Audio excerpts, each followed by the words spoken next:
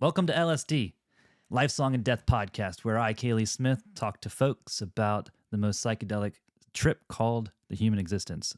Today I have my friend Sarah on the podcast. Hello. Hey, welcome. Thanks. And, Thanks for having me. Yeah. Well, we were just talking about dog temperatures, so because my boy is right there. Ready to jump Yeah, at any time. jump up on you at any time. Yeah. But That's awesome. yeah, we were also talking about all sorts of crazy stuff. But today's topic is life. Have a song. Did you bring a song for I us? did. Okay, cool. I Good. brought a song. Good. And then death. So I've known you forever. A very, very long time. 15 years, 17 years. Yeah. I think it's closer to 17. Yeah. Our paths crazy. parted for a long time. Not departed, but parted. Parted ways. Yeah. Yeah. And then now we're back. So I guess I only know you from a little bit. Like I know you're from, because when we were in my high school, you're technically high school as well. Yeah. I think you met me when I was in middle school. That's what I thought. Crazy. Yeah. Yeah. It might have been late middle school, but Yeah. I don't think I was in high school yet. Okay. So then we were like friends, but not like intimate friends. So I never really knew like life from your perspective. Yeah. And so I want to go there for a little bit, if that's cool. Yeah. And then Absolutely. and then lead up to now, because you also have a bunch of crazy things you want to talk about. Yeah. And so For sure. cool. So you tell me about your life. Like, I guess like a highlight, because obviously your mom was on the podcast a couple months back. And Yeah. so I heard your life from her perspective. And so I was like, I want to see your all's life from your perspective. Yeah. Yeah, absolutely. And it was honestly interesting. I watched my mom's podcast back and saw her perspective Oh, on, yeah. and we've obviously talked, so I know her perspective of what happened. But yeah, you met me, I think we were right in the middle of, some of the real tumultuous years that we had. But I kind of wanted to start by going into my personal experience with death and how Cool. specifically it's affected me.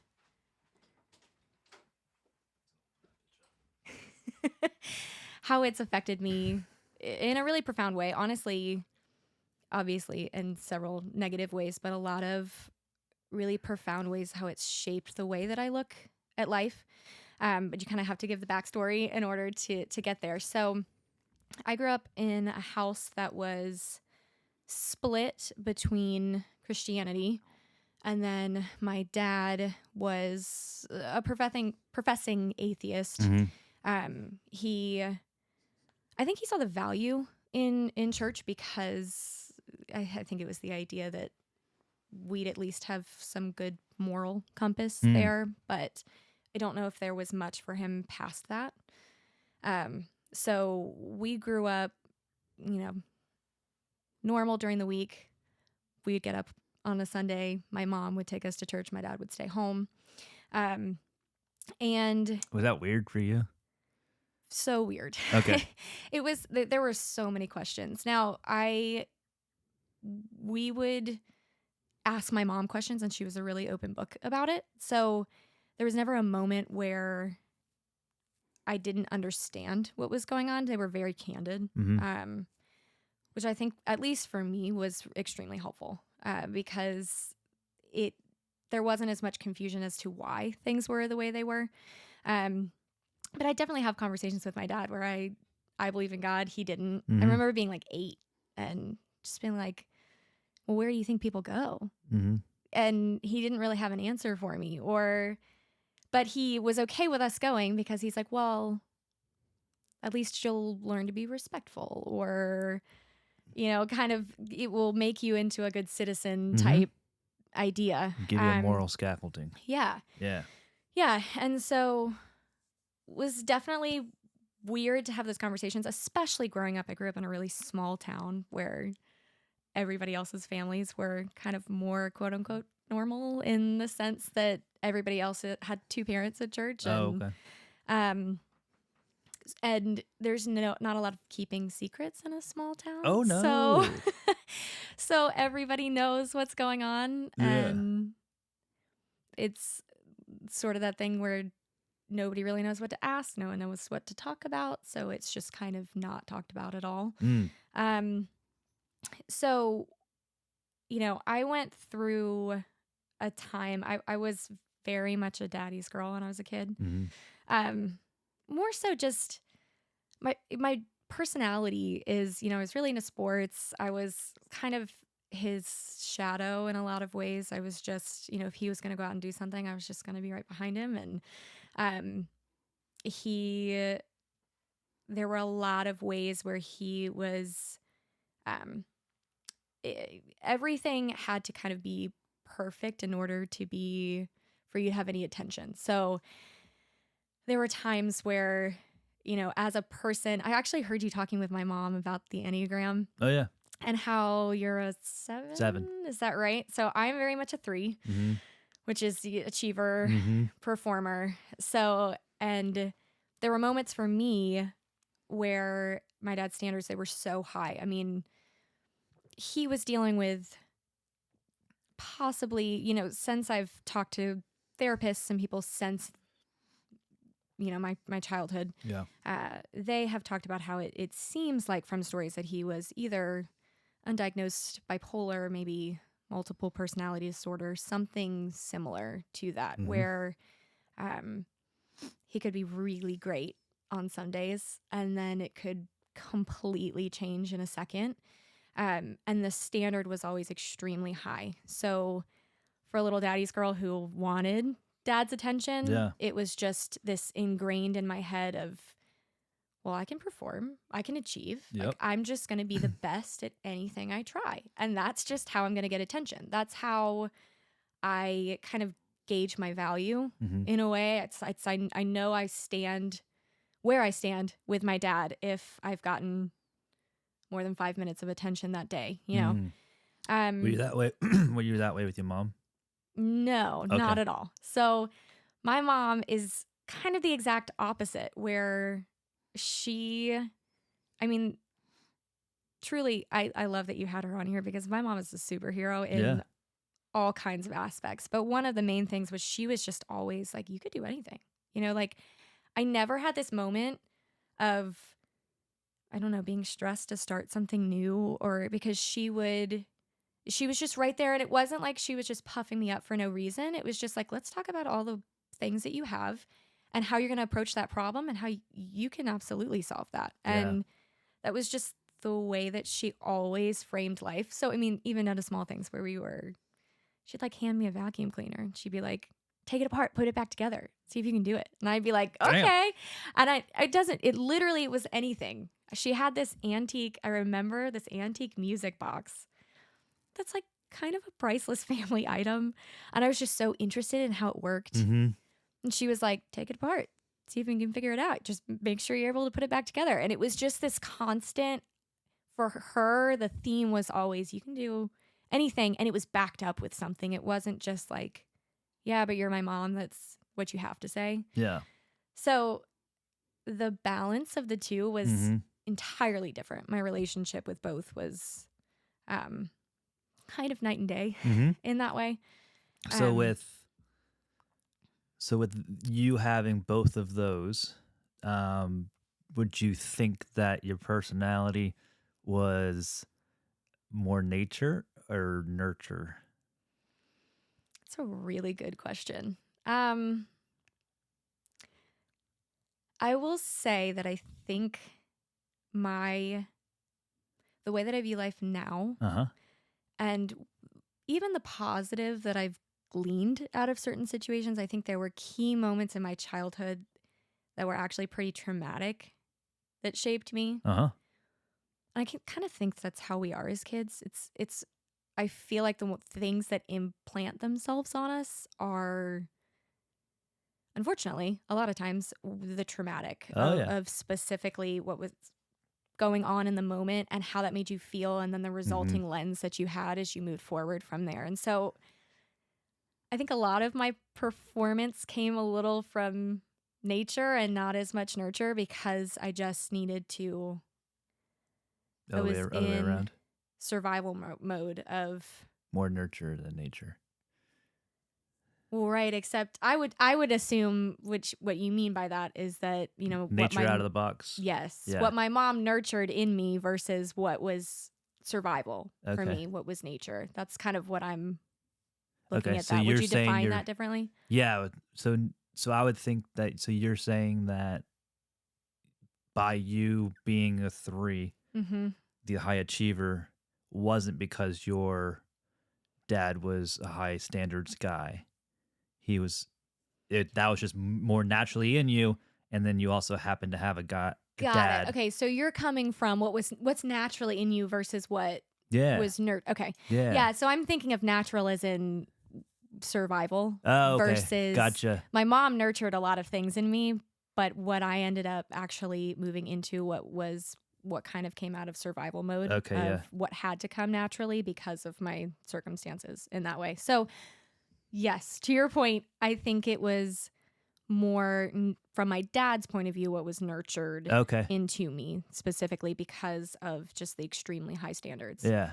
I mean, truly, I have key moments in my life that I've really had to work through that could easily shape, any kind of anything new that I'm starting, because I have those memories of starting something new and wanting his approval so badly. And like, I started playing golf because he played golf. And so I was just he bought me like little clubs. I was little. And I remember I was going out in the yard and I was just hitting them, and I was practicing, and was actually just smacking the heck out of the ball and was excited because that was something that was of value to him. Right. And so running into the house to get him, and by the time he came outside, I was so anxious because I knew that my first hit had to be good, that completely miffed the ball. And I remember hitting it, miffing the ball entirely, literally shaking, even though it was my parent. But there was something in me that was like, I don't have value if what I'm doing is not excellent the first time. Yeah. And I lined up the ball again and I hit it. And finally I hit a good shot. And I turned around to be like, I did it. And he had already gone inside. Oh, no. And there are moments like that could so easily kind of, and did for a while, really dictate the way that I approached performance in any way. Because it was just, I was not going to touch anything that I didn't know I could be good at the first time I tried it. Which is night and day from how I am now. That's good. Yeah. Yeah, which is kind of what I wanted to chat with you about. Go for it. I mean, we'll just weave this story. story Yeah, I don't know in. if you have any other questions about my past, but specifically in, kind of to just give a little bit more backstory, although if you've watched my mom's podcast, you probably know the end to that story. Episode 2. Yeah. Check it out. But was, we kind of lived this life of just extreme turmoil. There was some verbal abuse, some physical abuse. And as much as I talk about it, I'm super real about my childhood story. I'm kind of open book. At the same time, I do think there is something to be said about not necessarily being the sum of all of your bad days and decisions, my dad specifically. And so when I talk about him, I mean, I want to be extremely real because I think that people need real, and especially nowadays. Yeah. I mean, and I also I am not ashamed of any of it. So I'm very much an open book. At the same time, I always like to talk about, he had some really high highs, and it was just the difference between, we could go, and it could be within a second. You could go from super high to I need to remove myself from the premises, kind of extremes And so, we went through this extremely turmoil filled several years where he and my mom were not in a good place. And then finally he did move out and they got separated. And we did the every other weekend style thing. Was that weird for you? Super weird. I definitely, just that dynamic of, my mom was incredible in the way that she'd be like, if you have to be mad, you can be mad. Yeah. And if you have to be upset today, you have to be upset today. And if today is not a day that you want to meet your dad at a gas station and get in another car and be in an entirely different place for a whole weekend, like, that's okay. That's where you need to be right now. Versus, unfortunately, my dad was not in that place. And so we would go from that environment to just, unfortunately, anything he could say against my mom, anything to skew our opinions of the circumstances. It was just heavy all the time. I just remember it being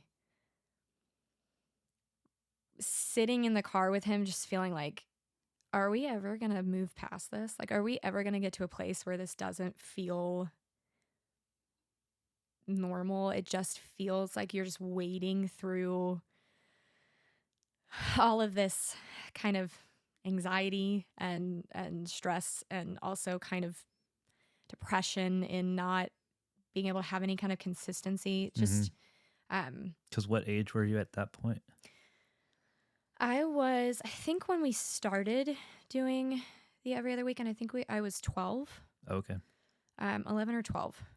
That's definitely formative. Yeah, for sure. And my dad at the time was living at my uncle's house, and my uncle was a really great escape for me. At this point, we're still incredibly close, because I would go to stay there, and then instead of being my dad's shadow, it's just my uncle's shadow, or I just follow him around. And I think he knew that I needed that in a sense of, in a sense of, he made things feel more normal. So we did the every other weekend thing, and then it declined fairly quickly. And I can remember having a conversation with my dad, and it actually was a super shaping conversation, and sad in hindsight, but actually really affected me in a really positive way. Moving forward. But I can remember having a conversation, those memories that are so potent, like you can picture the scene. Oh yeah. You remember it. Oh yeah. This was one of those times, but he was very straight-laced by the book when I was growing up. So he was like, you're going to go to college and you're going to do this. And it was like, it didn't matter what dreams you had, you were going to have a realistic dream, and you were going to do this, that, and the other, and performance, right? Achievement, all of that. And I remember standing in our kitchen, and he was crying, and he looked at me and he's like, whatever you do, don't get to be my age and regret. Don't get to be my age and not have ever done anything that you're proud of, anything that excites you. And I remember hearing that from him and being like, this is a completely different narrative than what I got as a kid. Where are the men in black? Yes. I was like, whoa, excuse me? Like, yeah. And it was super profound. I remember it being one of those moments where I didn't know why, but like you get goosebumps and all of your hair stands on end. And I was young, but I remember having this conversation where I was like, what has changed? Yeah. Because I always, I've always been artistic.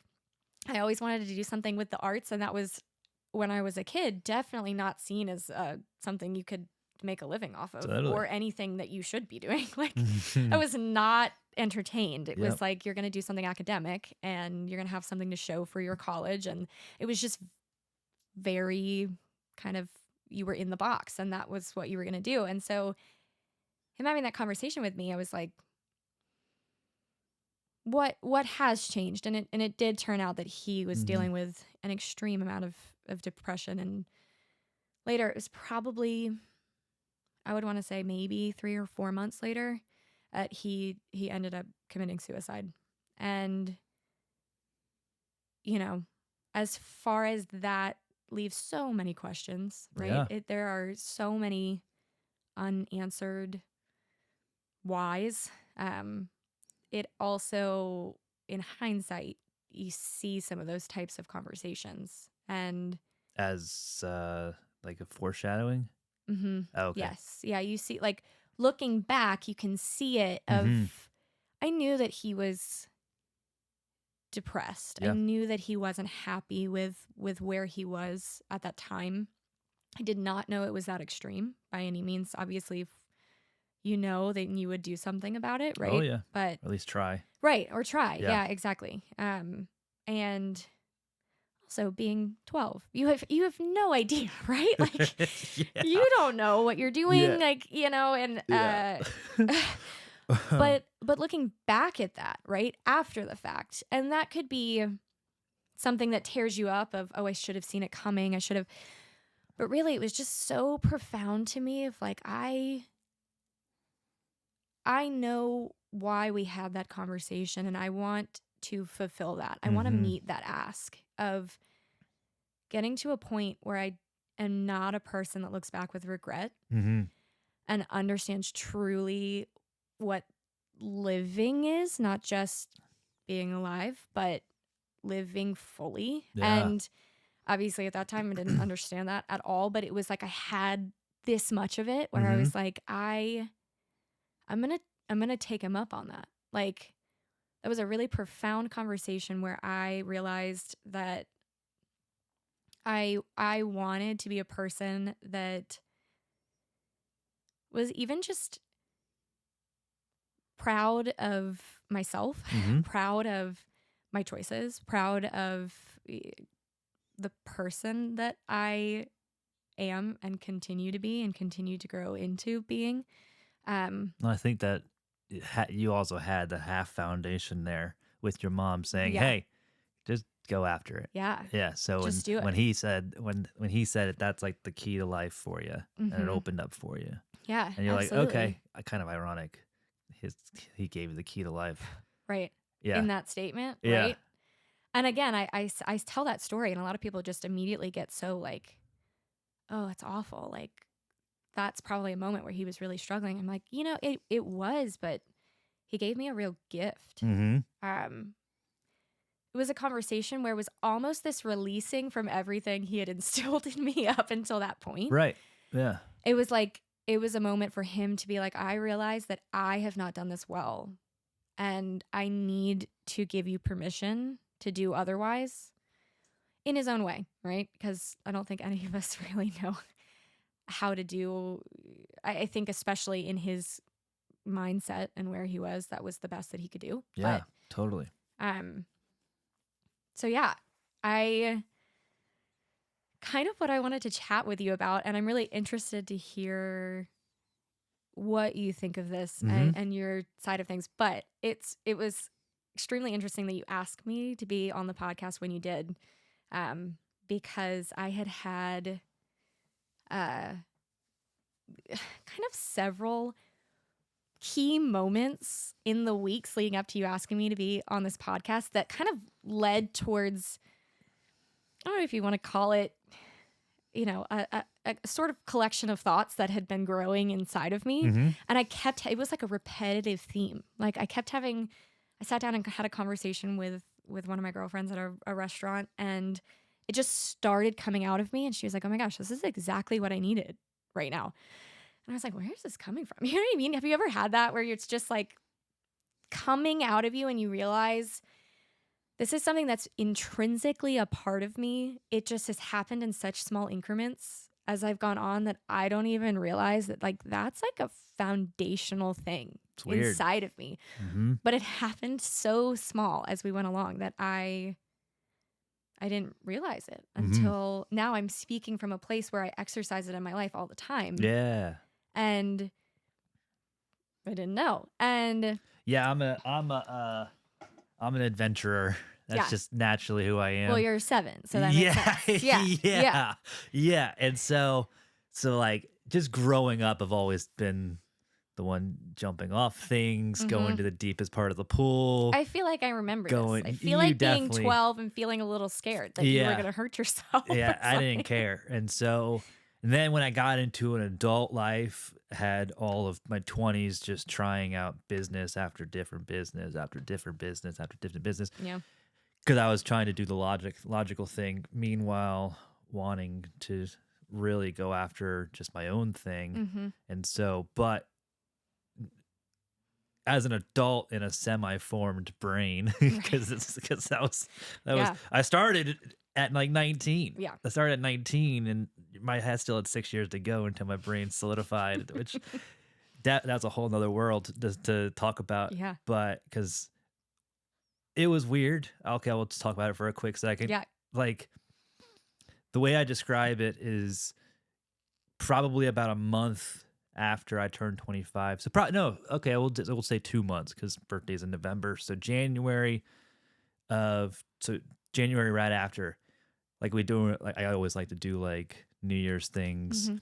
Set like one thing to do differently or work on for the year. Everyone has 15 lists and they get overwhelmed and they never do any of them. Yeah. I'm like, just do one. One thing. Yeah. One thing. I got 100 years on this planet. I'll be 100 things better. But I was like, I could stick to Small one goals. thing. That'd be- yeah. I could stick to one Yeah. thing. But so I was like, the January after I turned 25, I didn't realize it, but the only way to describe it is that I felt like up until that point I was hovering above the ground, Mm-hmm. and then after 25 my feet were actually on the ground. Mm. And I was like, oh, weird. Yeah. Like I felt like like I like settled in, Right. and I was like, oh, that's everything is processing differently, Mm-hmm. and I could actually like feel it. Yeah. That's like processing differently. Yeah. But it took like a couple months after, and I was like, oh, wait, I'm thinking about things way more confidently. Yes. Yeah. No, I completely understand that. I Yeah. almost feel like in our formidable years of growing and trying to decide who we are, Mhm. it's almost like, for me at least, it felt like a lot of reaching outward. Yeah. And then all of a sudden there's a moment where it's like, oh, there's something inside of me Yeah. that I need to cultivate Mhm. and grow. It doesn't mean that it's at 25, all of a sudden it's there. It just is. It's almost you recognize its existence at least Yeah. at that point where you're like, oh, I have something uniquely mine, Mhm. and I've just been trying to figure out what everybody else is doing to make it work. Mhm. Yeah. So I completely understand that.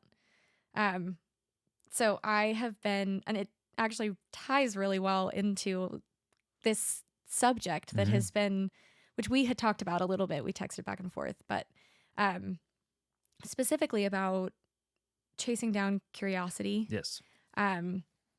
But so before this, I'm talking to my girlfriend, I have this I'm like, oh, everything's coming together. I had this dream where I was speaking to someone. I don't even remember who it was in the dream. I don't even think I knew them. And there was a lot that was said, but I kept saying over and over again, hard becomes easy. Mm. And I kept saying it. And I woke up and that's all I remembered. I was Mhm. saying a lot to this person, whatever, but I just kept saying to her, hard becomes easy. Mhm. And I woke up with this just phrase just ringing in my head. And there is a thread that connects all of this, but I remember writing it down. I was like, hard becomes easy. And I started kind of looking back at my life. So we've talked about, I came from high performance. Mhm. If it wasn't excellent, it's not worth it. It's not worth acknowledging. Yeah. Which cultivated in me, in my teenage years, extreme anxiety. Yep. I was gonna ask you about that. Raw, very Mhm. real anxiety. Yeah, I mean, I remember when we met.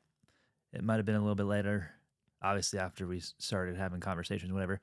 Like one of the things that just naturally came to you is that you always had to have your back to a wall and know Mhm. where exits were. Yeah. Yeah.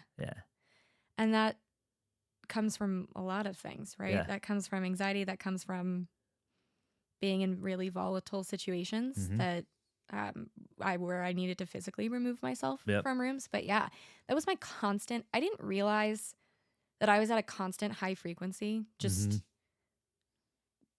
and analyzing, watching, discerning, figuring out, when you've been in a household with somebody whose personality can shift in the blink of an eye, Mhm. you get super good at discerning. You got that right. I was in a place, it was as if, I joke, but as if I could like read people's minds. I could see what was going to happen Mhm. just simply because I didn't know it, but I was so hyper vigilant Yeah. all the time. I just was reading body language. I was reading, you could be smiling right at me and I'd be like, Mom, that person is really upset. And Yeah. she's like, no, they weren't. They're fine. Well, what happens when the worlds that you create in your head are actually real? Like what? Yeah. When your discernment is so high that it's just kind of running away with you. And what happens is a lot of anxiety. Yeah. Yeah. Performance anxiety, just extreme shame in any time that the fear of looking stupid was astronomical. It was this, just that judgment of others, that someone would see me not at peak myself, at my best, was terrifying to me. And so I compensated. I song and danced really well. Yeah. There were a lot of people, I had severe anxiety, and there were a lot of people who had no idea I had anxiety because I was just super good at shifting around in social settings. I was really good at reading the room and being what everybody needed me to be. And so I start through this process of, my dad dies. I realize that I do want to do something artistic. Yeah. And let's just talk about the vulnerability of the arts in general, Yeah. of anything creative. Yeah. If you're a good artist, you're the most vulnerable. Yes, you're the most vulnerable, but I'm glad I said that word properly because I struggle with it all the vulnerable. time. I was like, make this phrase work because it would be ironic if I You fuck pulled it it up. up. You pulled it off. But yeah, like I have extreme performance anxiety. I have anxiety in general. And yet I'm entering into a creative field where the whole point is to be judged. Mm-hmm. Like I'm a musician, and I, at that point, was wanting to go to a music school and write music and put music out there. And I'm an artist and I paint all of it. I'm a dancer. I get up on stage. All of it is for people to judge, like specifically. Like that is the point. Yeah. And I was in this weird twilight zone where it was like, while I was in it, it was so addictive because that really truly is who I am. Mm-hmm.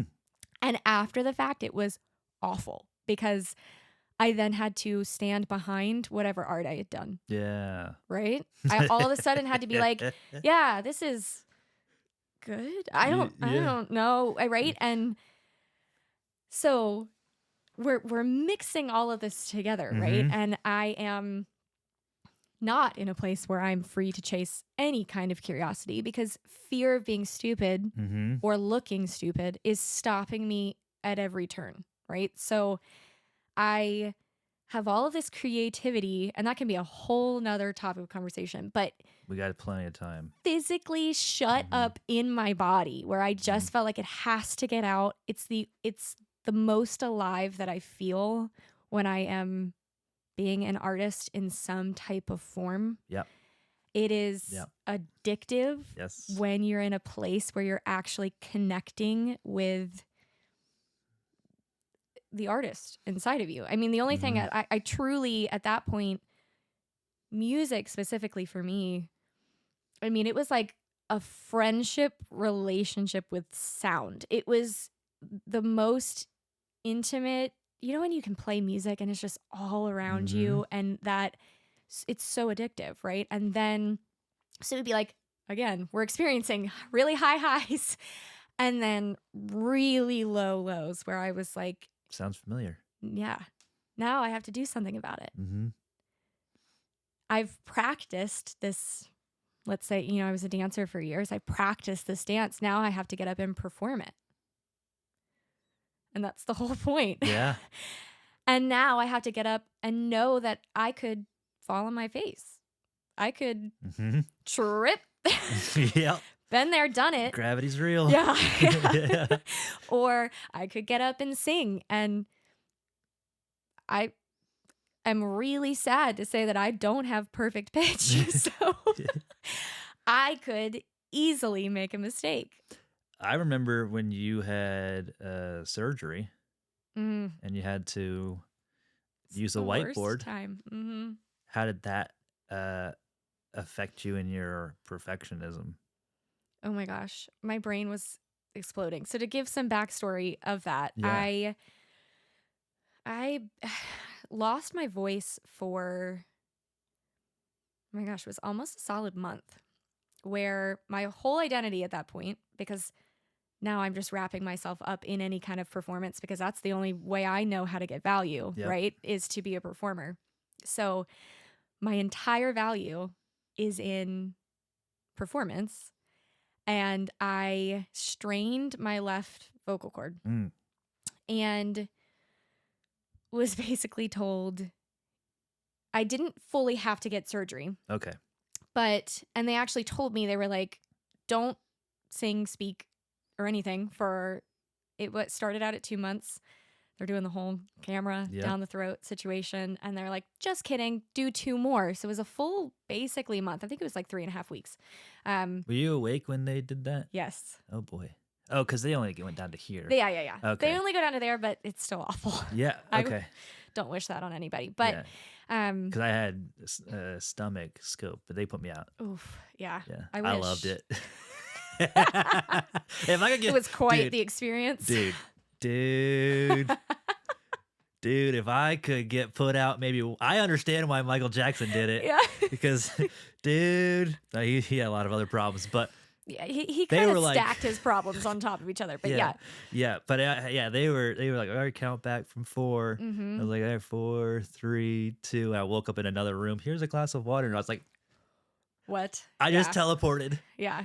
This is incredible. What just happened? I just teleported. I was like, this water's tasty, but right. I just teleported. This is incredible. Well, and what's really funny is this is such a side note, but I have found out that I am actually Can teleport? Yes. No. I found out that wouldn't that be great? We would be talking about a whole nother subject if I could teleport. Yeah, absolutely.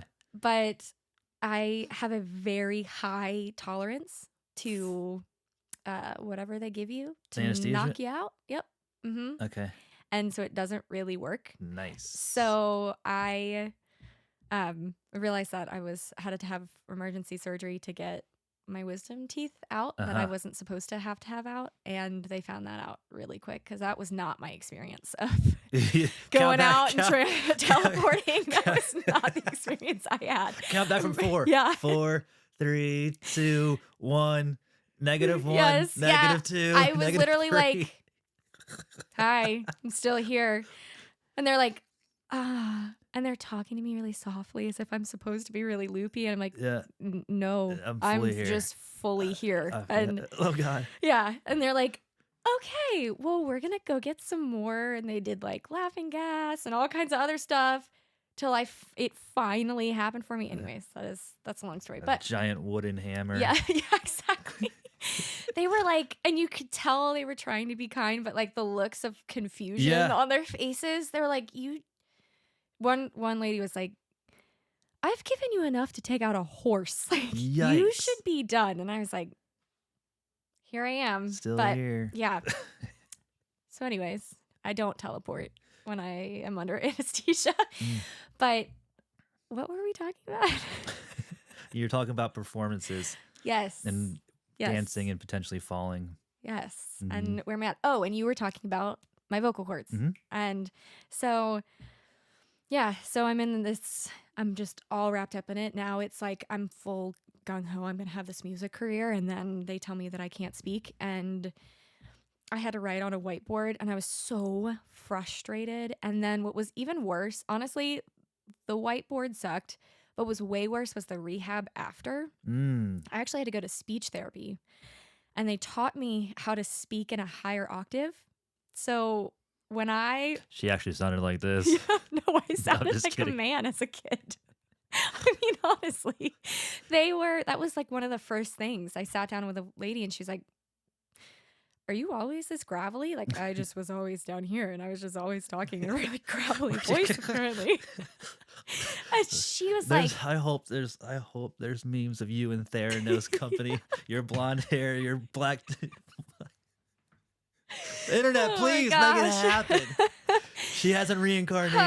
yeah. Oh my gosh. And Oh my so, god. yeah, they like retrained how I speak. And it was a lot. It was exasperating because it was a lot of just repeating words over and over and over again until I pitched them up. And she taught me how to use breath. I mean, tons of awkward things. Like they were like, you cannot be around smoke at all. So I would get into a restaurant and they were like, if you're inhaling smoke, you need to move. I was like, no, I did not ever want to make a scene. And I was always really uncomfortable because somebody would have been smoking around me and they're like, it's terrible for you to be. It was just weird. This was back when restaurants had smoking. Yes, seriously. Yeah. And I would be like, kids today would be like, smoking in restaurants. yes, 100%. Yeah. And I would just be stressed. Or I mean, we're out on a patio or something and people are like, my dad's friends, I mean, smoking cigars, like whatever. Yeah. Like I couldn't be around it. And it was just super uncomfortable because I had to set all of these boundaries for myself. I couldn't eat certain things because of acid reflux, all of this. It was just. That was during the healing time? Yes. That was after the fact. And I can tell you, this is crazy, but I did not get a full voice back. I realized much later after the fact that actually a lot of it, they thought I had bad acid reflux and I had sung a little too much and I strained my vocal cord. I actually found out that I carry all of my anxiety right here. And I found that out from going to a medical masseuse and then specifically having a vocal coach that also had anxiety and was like, what you're describing does not make sense. Like you should not be in so much pain where you are. And so she just really gently started asking me questions. And she was like, so how's your home life? Yeah. And I'm like, what? We're at a vocal singing lesson. Yeah. And she's like, interesting. And do you think you have anxiety? And honestly, I just didn't know enough back then to really know. Like at what point are you at? What age, I guess? I was, I don't know, 16 maybe. Okay. I didn't really know a lot. It wasn't talked about as much as it's talked about right now. And at least in my circles, it definitely wasn't. There was no shame in it either. It just wasn't really talked about. Right. So my vocal coach was actually the one that was like, I think you should go to the doctor. And I think you should just talk about what you're experiencing. And I was like, what? I think I'm just allergic and I just shouldn't eat any foods that are going to make me have acid reflux and I'll be fine. And Chicken and rice, rest of your life. She was like, okay. Or that, but I think that you should maybe go figure out if you have anxiety. And I didn't actually get my voice fully back until I got on anxiety medication. Which I don't think everybody that needs to be the path for everyone, but it was certainly the path for me. I found out I had a lot of just free floating anxiety, the high frequency. Totally. The needing my back not to be towards a door. Towards a wall. Yes. Yeah. No, back towards the door. My back needs to be towards the wall. My face needs to be towards the door. Third time's the charm. Yeah, your back needs to be towards the wall. Yeah. You need to be facing the... Yes, I need to be facing the door. All of that. was just causing me to hold all of this anxiety in my body. Uh-huh. And I just hold it in my neck. And the problem is my vocal cords were exhausted all the time. The muscles surrounding my vocal cords were exhausted all the time. So then when you sang, it tightened it too far. I would explain to my vocal coach, I was like, it feels like I'm pressing this much sound through a hole that's this big. And I always was like, I don't know what's wrong with me. I don't know what's wrong with me.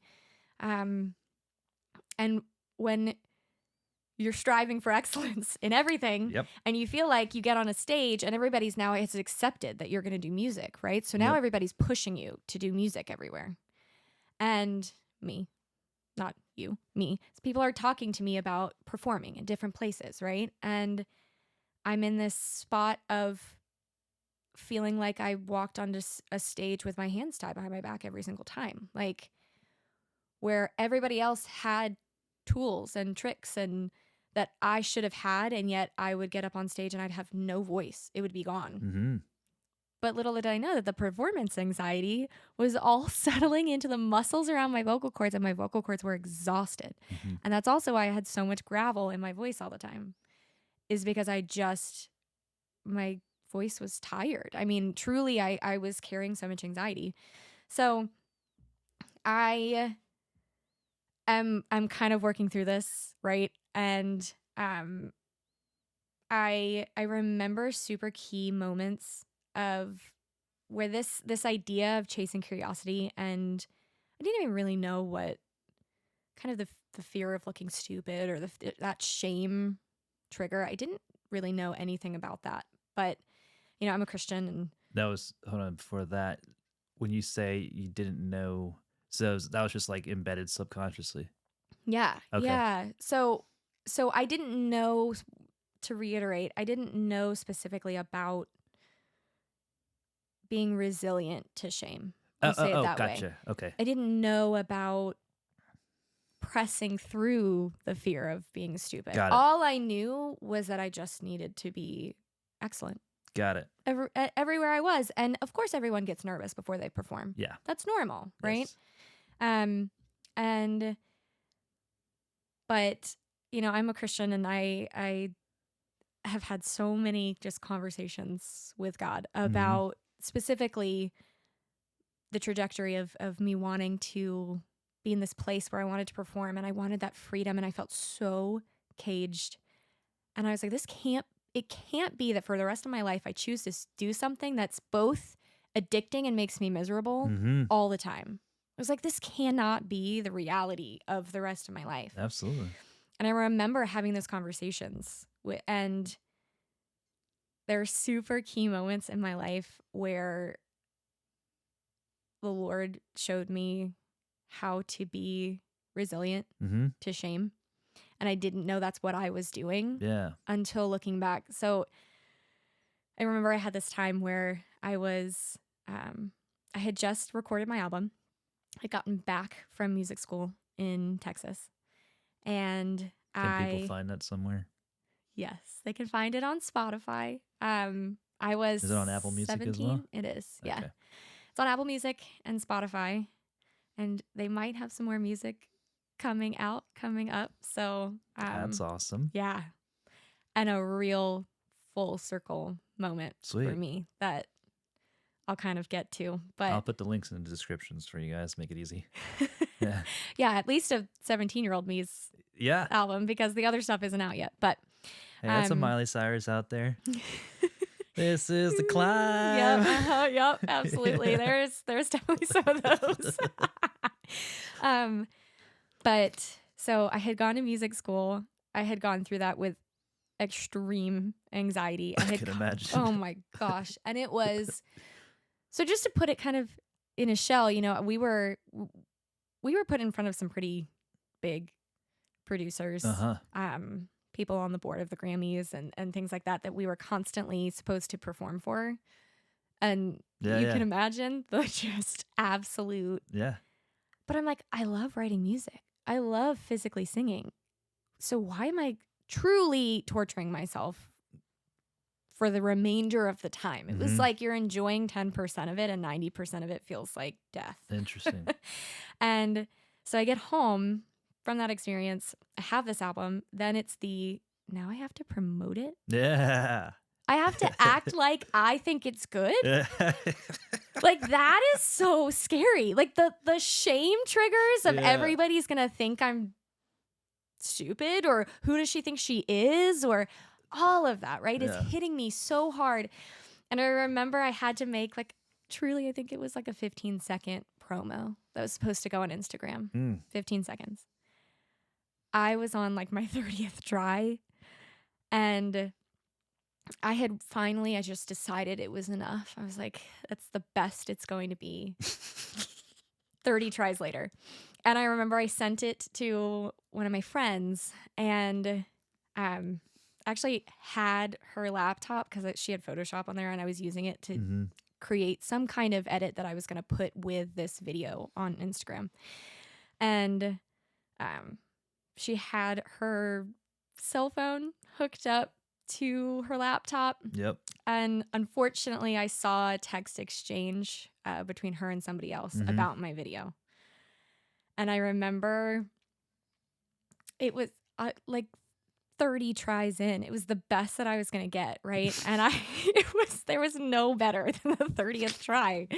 And I watched the exchanges go back and forth because they were just popping up on the screen, and I couldn't help it. And they were just kind of like, well, if it's that bad, you should tell her. And just intense, right? And the immediate, severe panic attack of sobbing. I can't believe, like, I'm so stupid. Why would I ever do this? Why am I, just all of these feelings coming up? And I'm having just a moment where I was in so much shame over a 15-second Instagram video, right? In so much shame. I'm sobbing. I'm hyperventilating. I'm like, well, I'm not posting it. I'm also not having an album. It's not going out. Like, it's nothing is ever happening. And I am watching it go back and forth. And finally, I'm like, I need to shut the computer because this is just torment to me. And I remember having this whole episode, right? This big thing. And I was just sitting there with my phone in my lap. I've made the decision, right? It's like, first of all, no album. Second, no 15-second promo video either. And I remember I felt the Lord just in a really nice, open question of, okay, so what do you want to do? And I was sitting there. I just had this massive breakdown.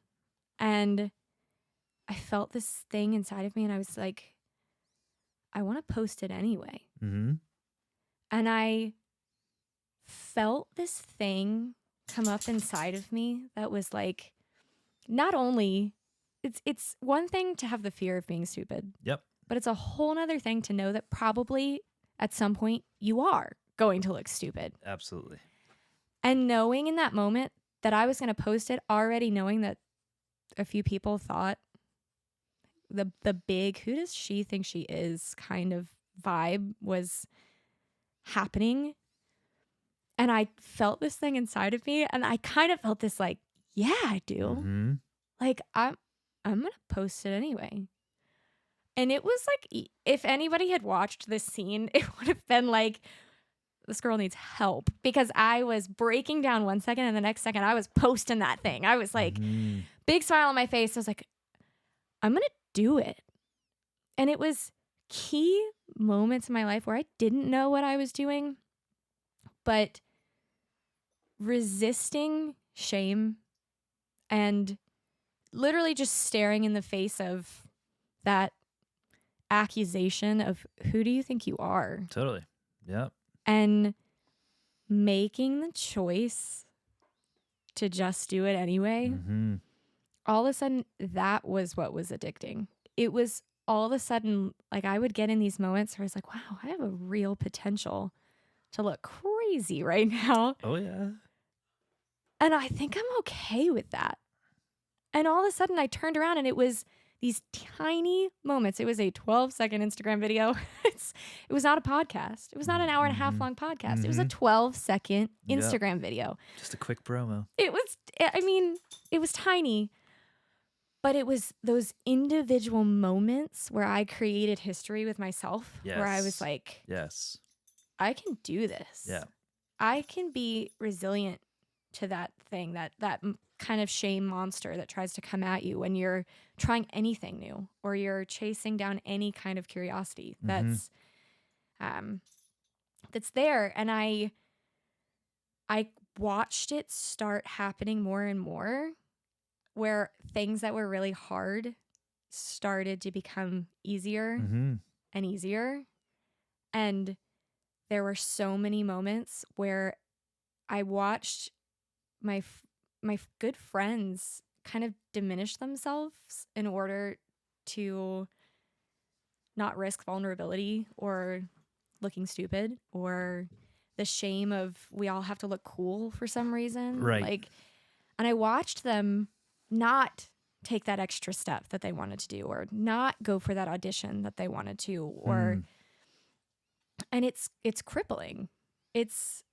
I personally think it's one of the biggest kind of stunts to our creativity is the fear of what other people are going to think, but specifically shame and how we choose to deal with that. And so it's kind of been a snowball effect of all of a sudden I was just chasing down anything that I was curious about because why not, you know?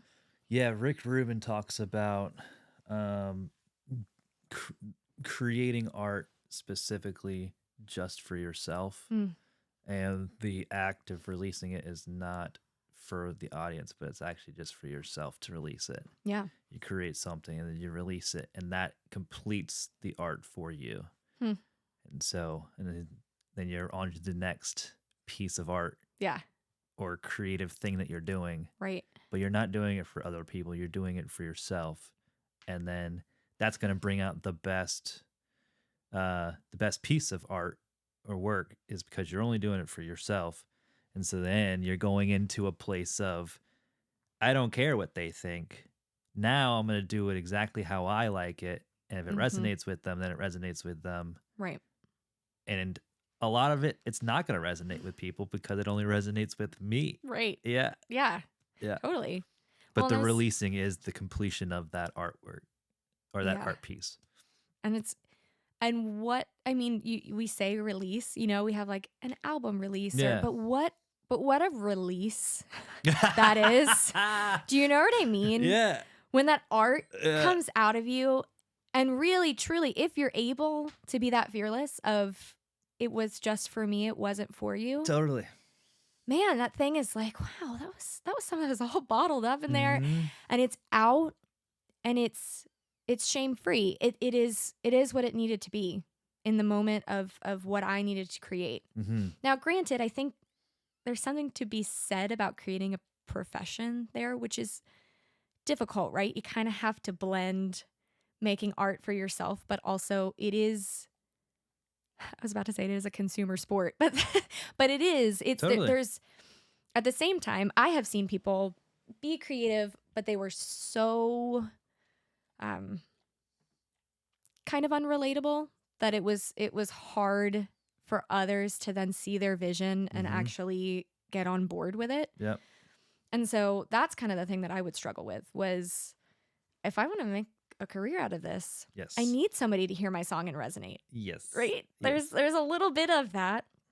But I still think the motivation is different. It's, you know, coming from a place of there's something inside of me that needs to get out. And then we have tools and, you know, how we kind of learn our craft where then we know how to dress that in a package that other people can resonate with and relate to. Yeah, there's a skill set to being there's a skill set of being creative. Like if you're a songwriter, you know what a good song sounds like and you know how to create a good song, and then you can be creative within the framework of how you want a song to be created. Now, there are lots of songs that don't fall in line with verse, chorus, verse, Love it. bridge, Great. Yeah. chorus, and then end it. Yeah. And the hook is Right. technically sometimes. Yeah. Most of the time the hook is the chorus, but a lot of times it's not. And then there's some artists out there that they have no chorus Mm-hmm. and it's 8 minutes long. Yeah. And it's a great song. You know what's interesting? It's, again, a side note, but I have tried to study. There are some individuals who have done that and kind Done of what?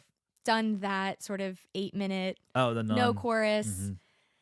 think outside of the box. You Yeah. know, they're not in that kind of pop music box Yep. that we get. But there are people who have done it and it doesn't necessarily come across as relatable, Yeah. and they kind of remain in obscurity because Yeah. of that. Like, and that's okay. They want that Mhm. kind of, they love their obscure corner of music, right? And that's Mhm. fine. But then you have people like Queen who somehow changed an industry Mhm.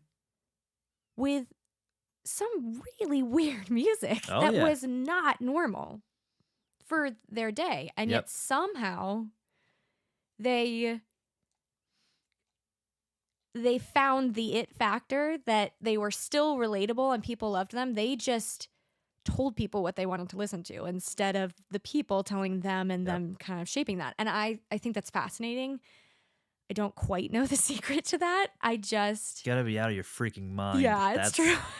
And I That's also why. think, so in the sense of Queen, I think they had some that were much more kind of Oh yeah, bicycle cookie races. cutter. Yeah, like uh, they had and some you got stadium jams that people just wanted to dance Yep. along to. And then, you know, I don't think Bohemian Rhapsody was actually popular until like now. after they passed on. Right. Well, Yeah. after he passed on. Right. Yeah. But it's really interesting to me how some people kind of click in to, I think U2 did that as well. Okay, I'm not familiar with a lot of their stuff, so. Yeah, they were more performance wise. They Okay. just did things. I mean, Bono would like climb the scaffolding Oh geez. at his concerts, and people would just be like, yeah, that's somehow normal, Mhm. and get into it at a time where like that was not a thing. He also had a full falsetto with his voice, and he just wasn't kind of those typical European grungy rock bands that were happening at Right. that time. But yeah, I feel like they're the outliers that somehow changed music industry. It was a very kind of rabbit trail, but I'm cool with it. I don't care. Yeah, I'm trying to think of others that are out there. I listen to some obscure people, so that tracks. yeah, it's like I yeah, some of my favorites, but yeah, that's yeah. I mean, we both love John Bellion, so Yeah, that's definitely not obscure. he's not but- obscure. But I will say that I think there are certain things where when I initially started listening to him, he was like, he didn't have a whole lot of following. Like yeah, he was a singer-songwriter. Yeah, 100% singer-songwriter. And now With some kick-ass beats, but 100%. yes. Loved him from the beginning. Mhm. Amazing. I remember when you introduced me to him. Obsessed. And I am thoroughly grateful. We have now gone to concerts Yeah. together for John Bellion because he's the night phenomenal. before. The night before. Okay, I'm going to tell this quick story, a little background, because you just texted me out of the blue, and I was managing Nordstrom, a department store, a coffee shop, nonetheless, in December. The afternoon, I had a line out the door. You text me, said, "Hey, I got a ticket to John Bellion tomorrow. Oops. Can you make it?" And I was like, okay. You have to go. I have got to figure it out. Yeah. Where is it? Pittsburgh. Pittsburgh. Ah. How far of a drive is that? Okay, I'm in Richmond. I got to go to Pittsburgh. What time is the show? You're like, it's 7 p.m. Okay. All right, let me figure this out. Because it was like 3 weeks before Christmas, retail hell. Yeah, that's nuts. And so I was like, let me get back to you in like 3 hours because I currently have a line out the door. Let me get back to you in 3 hours. And so I not only closed that night, so I opened to close, did like a 13-hour shift.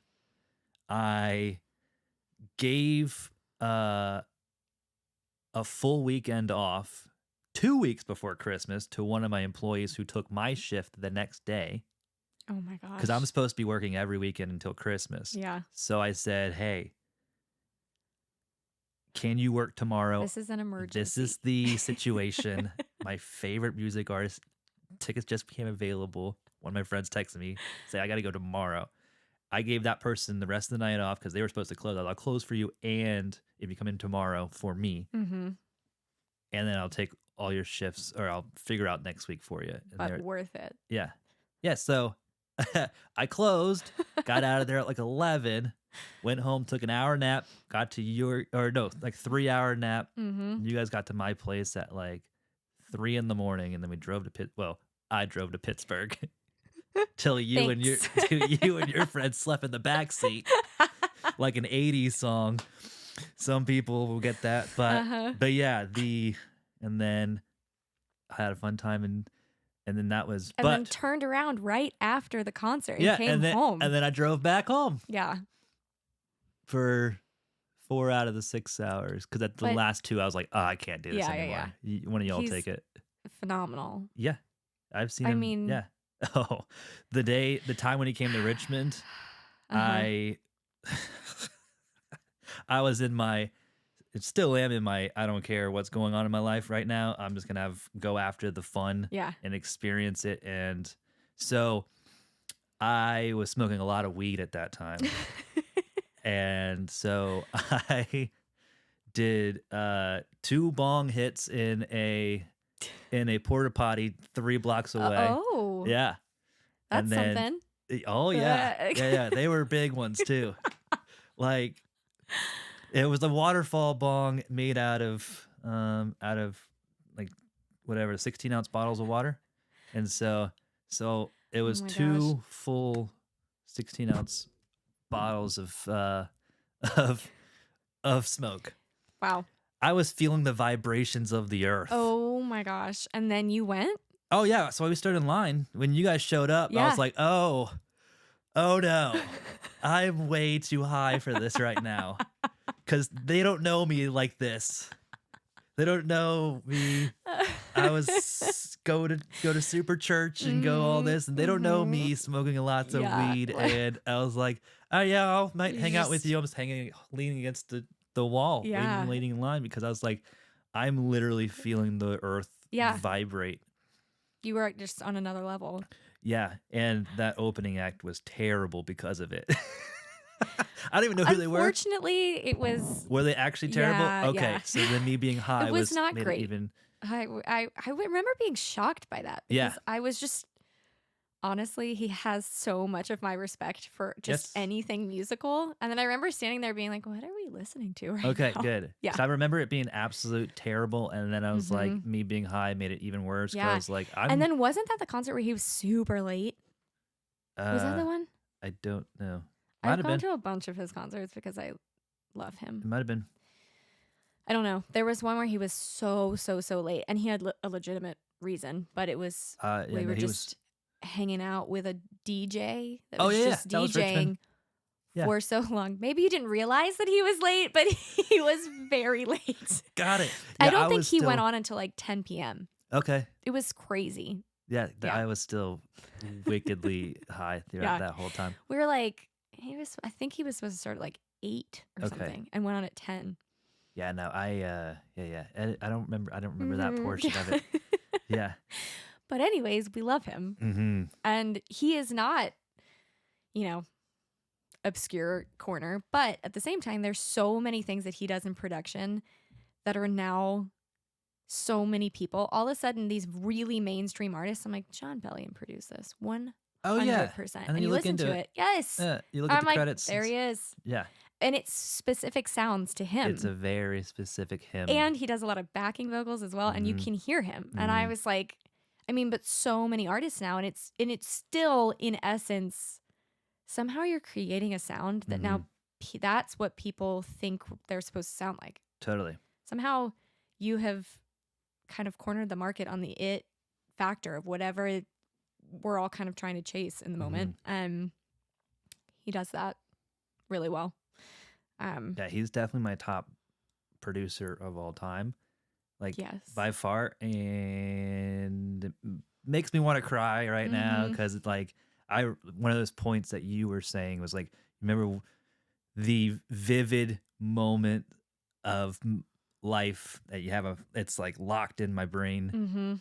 And it was in the back stairwell of one of the places, one of the churches or whatever. You and Morgan were listening to Dead Man Walking. That was the very first song I'd ever heard of his. Yeah. Yep. And so you guys were dying laughing, and I walked in and I was like, what are you guys watching? And you're like, this new artist. And so, yeah. I can't talk enough about him. I can't either, and I would take a whole podcast to do that. That's not really why we're here. John Bellion! Please notice me, John Bellion. I'm obsessed with you. Yeah. But I just, honestly, there are things that I attribute truly to him, watching some of his live stuff where he's just creating. It is pure creation, or some of his like making of videos where I was in a place where I didn't want to do music anymore. I had some experiences that were pretty traumatic based in music, and I was just at a point where at one point I was writing like a song a day, and then for 6 years. Yeah. Like light years. And when I finished the album, I did not write another song for 8 years. And it was because I had a lot of performance anxiety and trauma in some specific scenarios that I don't necessarily need to get into specifically. Just totally, yeah. I mean, it affected you. So yeah, deeply affected me, and I didn't write another song. And I remember watching some of his making of videos and just sobbing, just the like inspiration of maybe I could create again, maybe I could write another song again. Yeah, I think it was. Might be simple and sweet. Oh yeah, I think when he's is that breakdown in the middle when he's in the that, but also he didn't have the lyrics yet. I think it might have been that one, might have been another one, but he was playing Guillotine. Are you talking about Guillotine? It might have been Guillotine. He's just playing like, piano, bones and then in my he's just closet, like, and he's just like humming anyway. words, like just humming sounds and things. Yeah, and then like as he's humming sounds, and then the words just flow out. Rick Rubin also talks about that. Like super talented artists, they have the melody, but they don't have the lyrics yet, and so they literally just start making sounds with your mouth, and the song will be produced from the essence of who you are, and not from your conscious brain. Yeah, and then the lyrics come out, yeah. and I was like, oh, I've already seen that in real time. Yes, but. Yeah. Also, a side note for a quick second. Have you seen on YouTube his song 1989? No. What? Yeah. No. You can't, on a podcast, introduce a new John Bellion song to me that I have not listened to. I think it's 1989 because I remember... 1980? Is it like a collab with somebody? No. It's just it's just like a song of his that never got released and just whatever. I think it's 1989 because I was like, that's a Taylor Swift album. Yes, I was like, wait, are we sure we're not confusing this with Taylor Swift? Yeah. And who's also an amazing artist, but creatively. Agreed. But I think that's what it, weirdly, yeah. But I think that's it. We'll listen to it afterwards. Okay, great. But yeah. Sounds good. Yeah. Yeah. But you had so you didn't write a song for 8 years. Yeah. And I don't know why I was wanting to ask that question.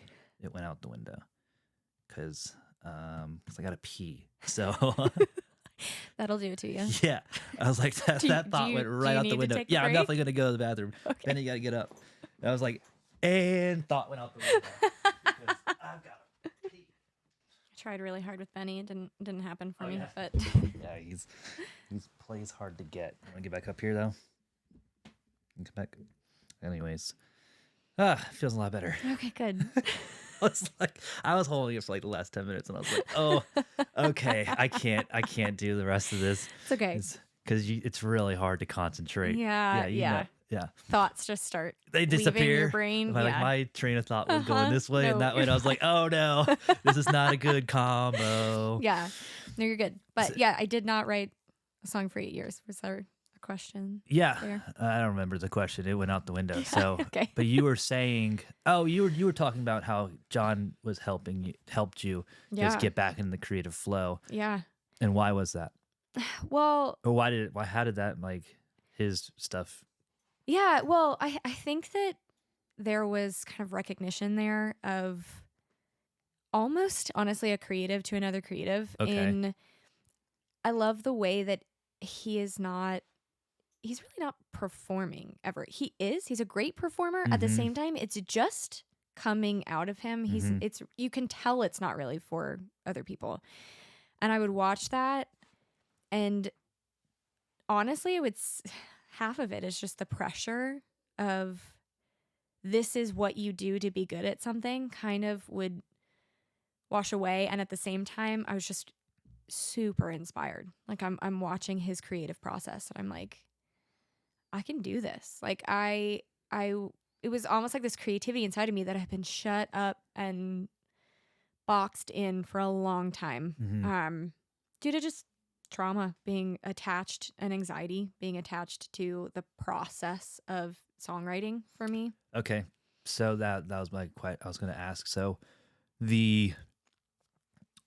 you said like this is what it takes to become or to produce a song. Mm-hmm. So you were more, would you say you were more had anxiety about the process itself or the outcome of it?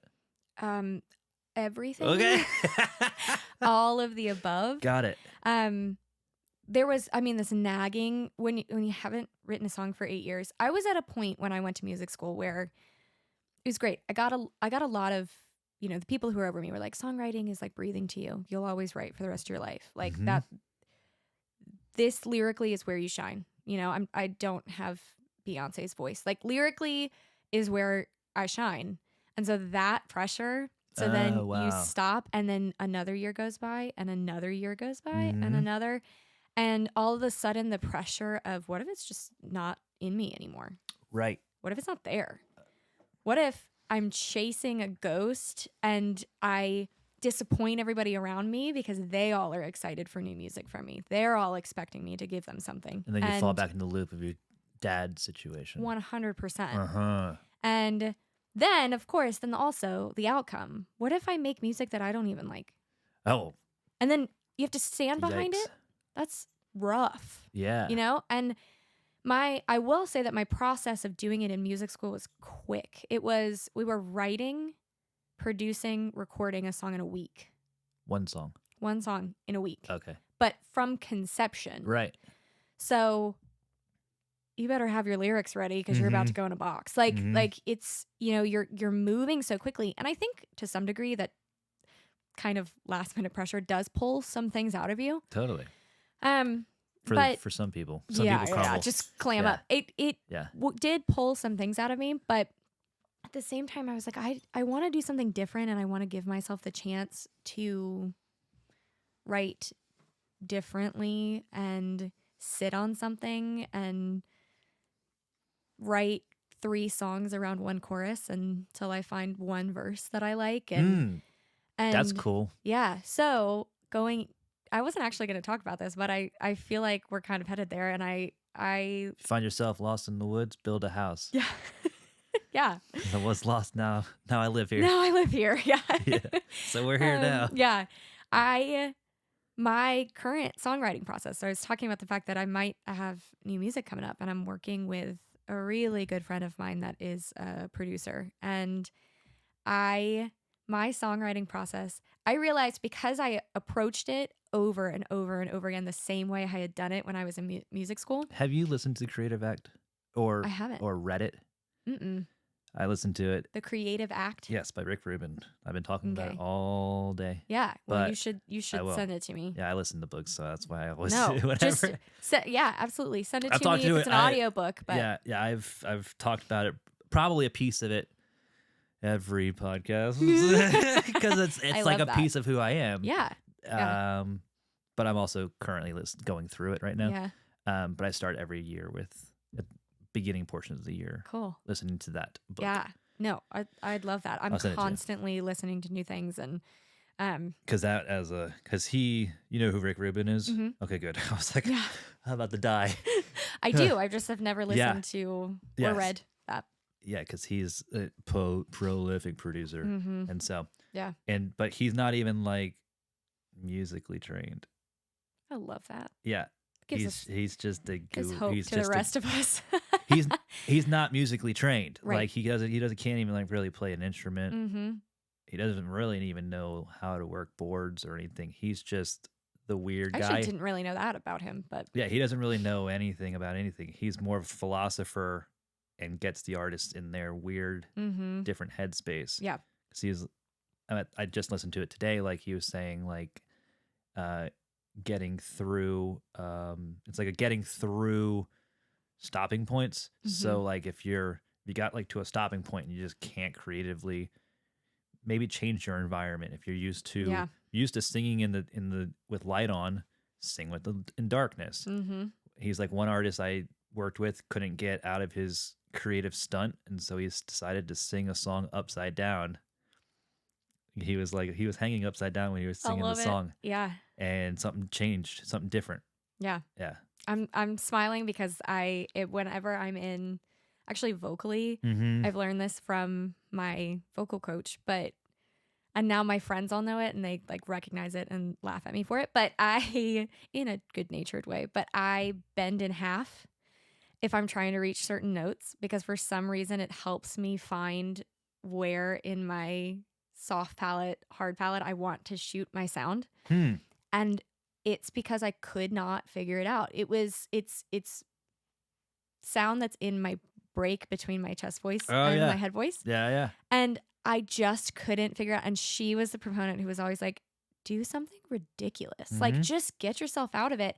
And I found that if I completely bend over, I can feel where it's coming out. That's cool. And I can hit it. But so at this point, in my no fear of looking stupid, I will just do that. I'm singing and I'm like, ugh, bend over backwards. I'm like, oh, okay. Backwards? No. Sorry. Oh, bend okay. over. That would be insane. I was like, I knew you were a dancer, but that would be absolutely No, I just okay. bend over with the microphone, and it helps me find in my hard palate. But similarly to that, so I was hitting it, and I was just slamming into these walls, and I was writing stuff that I was like, this is awful. Yeah. Like it's terrible. I would never post this anywhere. And it's a good exercise, right? To just get something out. But I was just like, the way that I'm approaching this is not working for me. And so I actually had to completely redefine the way that I write. Mm-hmm. In that when I was in school, everything, music school. Okay. Mm-hmm. When I was in music school, I would find my chord progression and I would be playing full chords on the piano. Mm-hmm. And I'd find that progression, I'd mix it up, I tried to make it interesting and different. The problem being that my ear naturally hears the specific keys that I'm pressing down and those notes. Versus. So instead of let's say, in a certain key, I have several notes that fit into that key, but just in my little chords that I'm playing, I only have a certain amount. Yes. And it would cage me. Every time I would write music, I would only write melodies that were very, very simple. Yeah, 6 notes to choose from. Exactly. Versus. So it's not to get too nerdy, but it's called a triad, right? Yeah, and you're playing it in your chord, and that's 3 notes in your top hand. Yes. Sometimes just 2 in your bottom hand. And my brain would just so naturally only go to those notes that I wouldn't explore. So you have 5 options versus the whole piano and versus everything in that key, right? Yeah. And I was like, I am producing melodies that are so basic, and I I'm not into it. Like Yeah. and so I started writing to one note, recorded, played over and over and over and Nice. over again, because for some reason it wouldn't trap me. It wouldn't box me into a chord. I could hear that note and I could trust my ear enough that I'd stay within Yeah. a certain key. But I was like, I can't do chords anymore. So I would have one note just recorded over and over, and I would play it on a loop. And I could. And someone helped you figure that out, or you figured it out yourself? I figured it out myself. Okay. I just came to the piano one day and I was like, we're throwing it all out because nothing is working for me. Or I'd find like loops on YouTube that were not me playing at all, and short loops that were super repetitive. And I could write to that and I could change it up and I could figure out where I was going. But for some reason, it completely threw my brain out of the box of here's the amount of notes that you can sing to this particular chord. And I actually started to write again. How long ago did that happen? This is probably 8 months ago. Okay. Yeah. So very recently. Yeah. And part of it, I will kind of segue is. I want to have a question first, though. Yeah. Go ahead. Have you started seeing that bleed into other parts of your life? That is a very interesting question. You know what what I just asked? Yes. Like seeing having to kind of throw it out and redo so that you're not kind of boxed in. Is that what you mean? Yeah. Versus or doing it the same way. Yeah. I will say like just looking back on the past 8 months being like, oh, I used to do this a certain way, but because Yeah. What's really helped me is that journey of not deciding that I'm not going to necessarily care about looking stupid or having that has actually, especially at work. So there's something weird about authority figures for me. I mean, it makes sense, right? Let's be real. It makes sense. But there's something weird about authority figures, especially so bosses, anybody who's like over me It's why I've worked for myself for the past It peaks 5 years. That performance excellence anxiety of if I'm not doing everything exactly correctly, or if that person's disappointed in me, it's like I must have done something, instead of just actually looking at the scenario and being like, but am I actually disappointing, or what actually happened there? And I will say that I've had more times with my current job where I've had to do the complete wash of, wow, I would have approached the situation an entirely different way. But because I know this tendency of mine in sort of that performer achiever, I'm always going to be the best version of those things, which is that, I don't like to stay in one place. I want to grow, whether it's on a corporate ladder, whether it's in achievement. I can't just camp out in one spot. I want to push forward, right? And those are things that I love about myself. But also immediately I'm in so much shame because I think that boss or that so-and-so is disappointed in me. I ended up, it gave me so much freedom to approach any of my work that I was doing in a way where it's like, wow, I would have approached this so in this box. And yet now I'm going to see if I can research this in a different way. Or can I approach it and zoom out enough that I'm not so focused on the individual little details, but I can actually see this for what it is and trust myself to go down maybe a different path than what someone's expecting, which I think actually is also what the corporate world is looking for right now is creative individuals that actually create culture, and I'm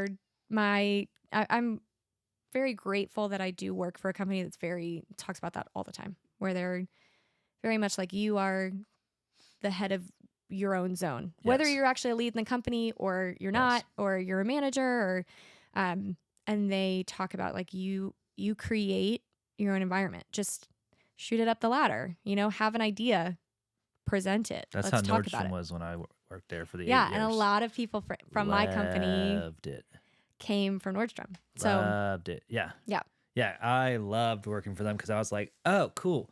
I have a $300,000 a year sales job that I have to uphold. Right. And because that's where I came in at. mm-hmm. And at 19, I Yeah. became a manager of 6 people at 19. Right. And they're like, okay, here's your sales goals because this is what it was last year. Yeah, figure it out. And in the 5 years, I brought it up to 500,000 because they gave me the freedom to awesome. be able to. And it was Yeah. just like, okay, cool. Didn't stick you in a box, No, right? Yeah. no, they're like, hey, try something. As long as you can define or know the reasons why you're doing it, then I'll back you. My Mhm. managers were awesome. So they were like, Yeah. yeah. Ours are always like, if you can make a business case for it, then Yep, exactly. yeah, Then try it out and see what Right, happens. right. If it fails, don't do that again right. and move forward. Yeah. So I will say kind of that freedom Yeah. of, I think there would be a part of me because I need that level of excellence that like, oh, I'm just going to walk out into brand new territory. That Mhm. sounds awful. I have way more of a freedom to do that. And it was also being cultivated in writing. It was moments of me just being like, well, what if I write in the dark? What if Yeah. I Right. play something different? That would be wild. Just blindly. Yeah, it's- But I definitely have written music in the dark for Yeah. sure. And but I will say I didn't get to that point. Music was always a thing that I wanted to do. Mhm. It never died in me, that dream, because I would watch videos like John Bellion and it would like kind of rekindle, where it's like, okay, maybe I can do this. But I will say it did not for 8 years. I was not functioning in the way creatively that Mhm. I even almost a little bit more than that, actually. But I was doing the math in my own head Yeah. because throughout high school I was in theater, mm-hmm. musical theater. Yeah, I remember And that. then I became an adult. Mm-hmm. And so then it was about when I was 29. So yeah, 10 years of doing the logic thing. Mm-hmm. And I was like, I feel like I want to die. Yeah. I loved in every moment of it because I was trying something new, Right.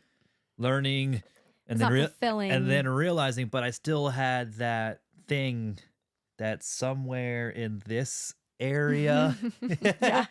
that knowing thing that's Yeah. in that I want to say it's the deep cave Just of. in your bones. I don't know how to. Yeah. I don't either. I say it's in my other dimension. It's down in there somewhere. Like I can't point to it, but Yeah. but you. And then I say like it's in here, and then I like no wait it's in. Yeah, we might get weird, but Mhm. I think that we're antennas for a bunch of other things Yeah. in different realms, and Uh-huh. so we're all transmitting and receiving and transmitting. Also, I was talking about being high frequency. I mean, Exactly. Exactly. it's- So I'm like, that's why I feel like all my data is stored over there, and I just get. So yeah, but you were saying that because of it, you hadn't written for 8 years. Yeah. Yeah. But I will say I didn't get to a point where I was even interested Mm-hmm. in trying to write. You still had the interest, but the fear was too strong. Yeah. I didn't get to the point. It was like the dream was there, but I had no interest in acting on it. Oh, okay. Do you know what I mean? Like, Sure. I just was like, I'm not going to let it die. It's going to be there, but it could be something that's just a dream for the rest of my life. And I don't actually do anything with it. That freaks me out. Yeah. Well, me too. And I had gotten so numb to that because, 8 years roll by. Uh-huh. So many things changed in my life from those 8 years. Oh yeah. And I didn't get there until I fully felt like I had the cemented reality of what we were discussing earlier, which was shame, resilience, Uh-huh. realizing that I could look the fear of looking stupid in the Mhm. face and be totally okay with that, and cultivating that in my life. I had a situation that was super kind of one of those life altering moments where you're Okay. like, whoa, did that just happen? And I honestly was contemplating not saying it on this podcast because it starts out with the story of somebody giving me a really, really kind compliment. I was like, are they going to think I'm tooting my own horn and all this stuff? And I'm like, you know what? I'm not going to be afraid of that. Good. That's not what it's not what I'm doing, but it was a moment that deeply impacted me, which was, it was about a year and a half ago, almost 2 years, I guess. But it was the start of this kind of realizing how much I had even grown, even the small, I call them, the small acts of resilience against shame or defiance against shame. I was in our coffee shop and we had some students. Whoa. You said our coffee shop. Who's ours? So my husband and I started a ministry, and we have wonderful leadership that's with us, and we acquired a coffee shop that's in Williamsburg, Virginia? Okay. And there's a Williamsburg, New York. oh, is there? Yeah, it's in It's Brooklyn. not there. Yeah, That sounds cool. But it's basically Richmond in New York. yeah, it's Williamsburg, Virginia, and it's just a regular coffee shop. What's it called? But it's called Kingship. Kingship. Okay. And that was totally wild ride, but it's kind of been a collective effort of a lot of really great people, and starting a coffee shop is a wild ride. Nuts. Yeah. And it's the market is really saturated, and figuring out how to navigate that. And we have some really incredible friends who are partners with us, and so it's definitely a collective effort for sure. But we have a coffee shop, and I was in the shop, and we had some students that came over from my husband Elliot went to a ministry school, and he had some students that were from the school that had come just for a visit. Sweet. And I was standing in the coffee shop, and this adorable, super kind girl came up, and I didn't know her. I hadn't met her yet.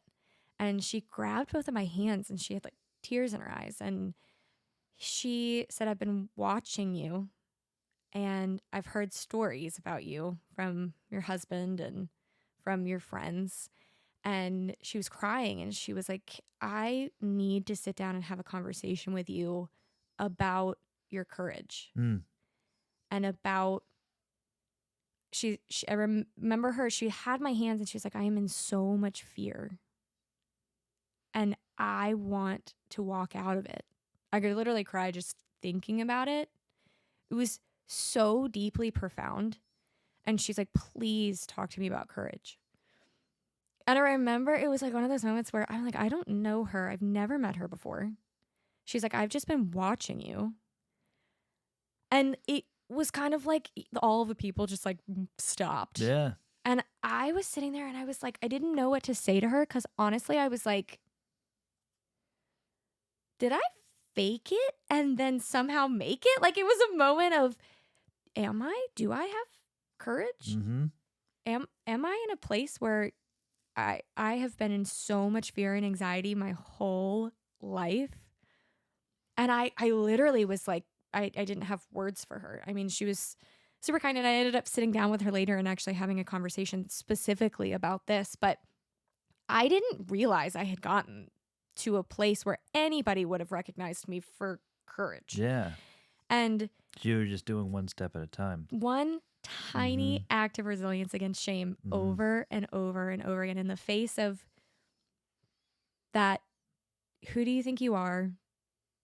Or more often from people, who does she think she is? Yeah. For anything, right? I was really into fashion, so I dressed differently. And I knew that people were weirded out by that. I knew that they would be like I would walk in and they're like, okay, or whatever. Or I put music out, or I decided to do this new thing of art, or I tried something new, and I could feel people's judgment in that. And each time kind of shoring up in myself that I recognize shame for what it is. I don't feel ashamed for feeling it. Yes. I see it, Yes. but then I act accordingly. And the way that I choose to act is those tiny, small acts of defiance. And little by little, all of a sudden, I realized I was like, I actually don't care Mm-hmm. how I look to other people. So now And it's wild. Because how? Like, how did I get here? Okay. So you can look back now and have a montage of all of the little things. And now, would you say that it is more of the natural way to go? Mm-hmm. Would you say that you wouldn't even have the recognition of the shame sometimes, and every so often you're like, oh, it pops up and you recognize it, and then you make the choice? Mm-hmm. Yeah. So now it's more of just, it doesn't even show up anymore. It doesn't, and not nearly as much. I'll say it like that. So yes, every now and then I have those moments, but I know what to do in those moments. Right. You know, I trust myself in those moments where I know what shame feels like. Right. Okay. Inside of me. Mm-hmm. I know what I literally get hit by it, and I have a moment where sometimes I remove myself literally from a room, a conversation. Totally. And I'm like, whoa, that triggered something really weird in me. I need to take a second and address that. But going way back to the beginning, hard becomes easy, where all of the sudden things that filled me with shame before, I don't even recognize, I don't even think about it. I don't have a moment. I'm not constantly telling myself not to be in shame. Mm-hmm. I just have that freedom of, free from you. I'm free from the people in front of me just simply because I practiced. It was almost a forced habit. I love the phrase fake it till you make it. Yeah. I actually really do, because I relate to it deeply, because there were moments where, like, in the moment where I'd known that people were making fun of my video, did I feel super courageous or confident? Absolutely not. I still felt ridiculous. But I just knew, I was like, I'm going to post it anyway, and I'm going to tell my brain to be courageous. I'm going to teach, let's say it this way, I'm going to teach my brain to be courageous. I don't feel it right now, but I'm going to teach myself how to get there. Yes. And so those tiny little acts, all of a sudden, I had that moment with this girl where I was like, whoa, I got home with Elliot and I was like, you have got to hear this story, because I was floored that anybody would think that I was not riddled with anxiety. You know what I mean? That I was courageous. And she's like, can you keep trying new things? And I read a book, it's called Big Magic, by Elizabeth Gilbert. And she coins the phrase chasing curiosity. Yeah. And she talks a lot about creativity and how that's, she has one story, and I don't know specifically who said this, but it was a poet who talked about curiosity like a tiger that you just have to catch by the tail as it goes by, and ideas, and how the people that are courageous enough to stick out their hand are the people that are actually going to catch creativity. And they're the ones that are constantly seeking, and they're searching for curiosities. And I kind of had this full circle moment where the freedom that not being in shame gives you is, then I had this conversation with my dad where he was like, whatever you do, don't get to be 40 and his age when he died. Don't, right. 42, I guess. Don't get to my age and have done nothing that you were proud of or that fulfills you. And so now it's just, if I have a curiosity, I'm going after it. I'm trying it. And I have some great stories about that. I have some crazy stories that will get you in some weird places really fast. You got that right. I got plenty of fun stories. Heck yeah, I'm sure you do. I feel like that definitely is a thing for you. But yeah. I mean, I have things that, like, I'm currently in the circus. Like, yeah, I was going to ask you about that. Yeah, I hang from the ceiling. I do aerial silks. Yep. And it was something I just was like, that looks cool. I'm going to try it. And I love it. Like, I am now an understudy in their company, and I'm traveling and doing some performing with them. Can you define what that means So aerial silks is what? Mhm. So that is basically the two kind of long curtains that hang from the ceiling, and, Okay. and people will wrap themselves up and then you can drop from the ceiling, or a lot of people are, Is it are a loop? posing. It's not a loop. Okay, so it's straight. Okay. So they're straight. So the circle that's like almost like the hula hoop, Yep. that's lyra. Okay. So that I have taken a few classes in that, but that's not really mainly what I do. So the silks are just, they're basically just straight curtains, that two of them that Mhm. go down, and then you wrap yourself up and it's 25 feet and it's With no net, no net. just the ground. I mean, you have a small mat, but yeah. Yeah. Okay. Yeah. And talk about constant fear Yeah. facing. Yeah. And it's exhilarating to a Mhm. point where that anxiety would have crushed me when I was in high school. But I'm constantly at a place where your brain goes, wait, did you wrap yourself right? And you just have to be like, yeah, you did. You're okay. Because you're about to just let go. Yeah. And you have all of these wraps around your body. And truly, sometimes you learn a specific move and it feels like magic. Like, I have no idea why this catches me, but it does. So you just pray that you wrapped yourself correctly and let go. And you're, doing drops, and it's awesome. So I think our practice studio is 23 feet. I want to die right now. It's amazing. No. It is no, so good. No. It's one of the reasons why I picked up rock climbing, is because I have a You fear have fear of heights. I have a fear of falling. I don't have a fear of heights. Okay. Well, yeah, this would definitely Yeah. do it to you. Yeah, I got a fear of falling. I don't have a fear of heights. I could be on Yeah. a mountain and be like, this is awesome. Right. I can be up in an airplane. This is awesome. Well, but the thought of falling yeah. from the heights, that's where everything kicks in. Mm-hmm. So, yeah, so just on purpose, you're going up to fall is another reason why I wanted to try skydiving. Yeah. Oh, I don't know if I could do skydiving. That's a little much for me. I don't know. Have you done it? No. Oh. From everyone I've no, not yet. No. Not yet. Not yet. I'm not going to go skydiving above Virginia. I'm going to go to a good spot, because if I die, I want to have a good. Die.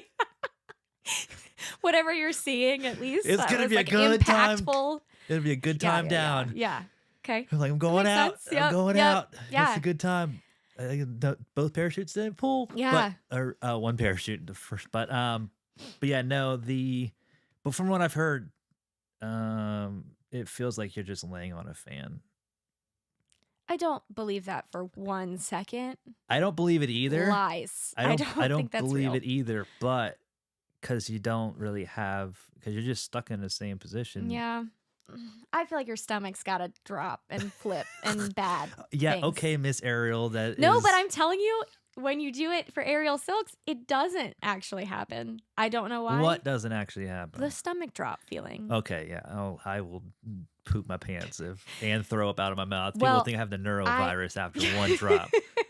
I have been in the air before and watched one of my friends. I mean, and they teach you how to fall. Like, they teach you how to do it, and watched one of my friends not do it correctly. No, she fell, but because they teach us how, she like kind of half caught herself on the way down. Okay. But I was in the air upside down, and I was just like about to do the same drop that she had done. Oh no. And I was like, whatever just happened, I'm not sure, because she's been doing it longer than me. And fingers crossed, and I guess here we go. And she was totally fine, but it's all about the safety measures. And well, yeah. Giant lawsuit. You got to sign a waiver before you do it. Okay, there we go. That's the lawsuit out of that. Yeah. But all of that to say, I have some things that have been amazing, and I will probably pursue that and continue it. And then I have some crazy things where I got myself into something and was like, how am I here? Mm-hmm. Why did I do this? And I'm probably not going to do it again, but I can say that I did it. Yeah. I showed my dog as a puppy with no experience. I went to a dog show by myself, showed my dog with no experience. I was like, you showed the dog what? No, I went to a dog show. That's amazing. No, you don't understand. Yeah, no. I definitely can understand fully. Because those pretentious pricks over there. So bad. There's a reason why it's on Thanksgiving Day and Christmas Day. That's it. Yeah. I I was told that I could show my dog as a puppy before a certain age with no experience. For like amateur hour or whatnot? Well, that's what I thought. But then I Oh. showed up and they were phenomenal. I knew nothing. Your I dog's made you told me your dog's a psychopath already. yeah. So he is At like a year and a half. yeah. So he is a Vizsla, and I had somebody come up to me at a winery and say I should show him, and I said, okay. How drunk were they? How drunk were you? I was a few glasses of wine in, and I decided it was a brilliant idea. I showed up. I mean, armbands. Like, it was legit. Yeah. Did you wear up, like a little sport coat and everything? No, but I was in a little respectable sweater with some like little riding boots that I was like, I'm assuming I don't have a sports coat for this. Yeah. And so I showed up. I made friends with the cameraman because I was standing in line waiting to go, and he's like, psst, hey. And I'm like, what? And he's like, your armband's on the wrong arm. I was like, oh, thanks. And then I just kind of walked up to him and was like, so now that we're friends, can you tell me what I'm supposed to do in there? And he was just like, what are you doing here? And he's laughing at me. And I was like, I don't know. Somebody said it was a good idea. I'm writing a story. Yeah.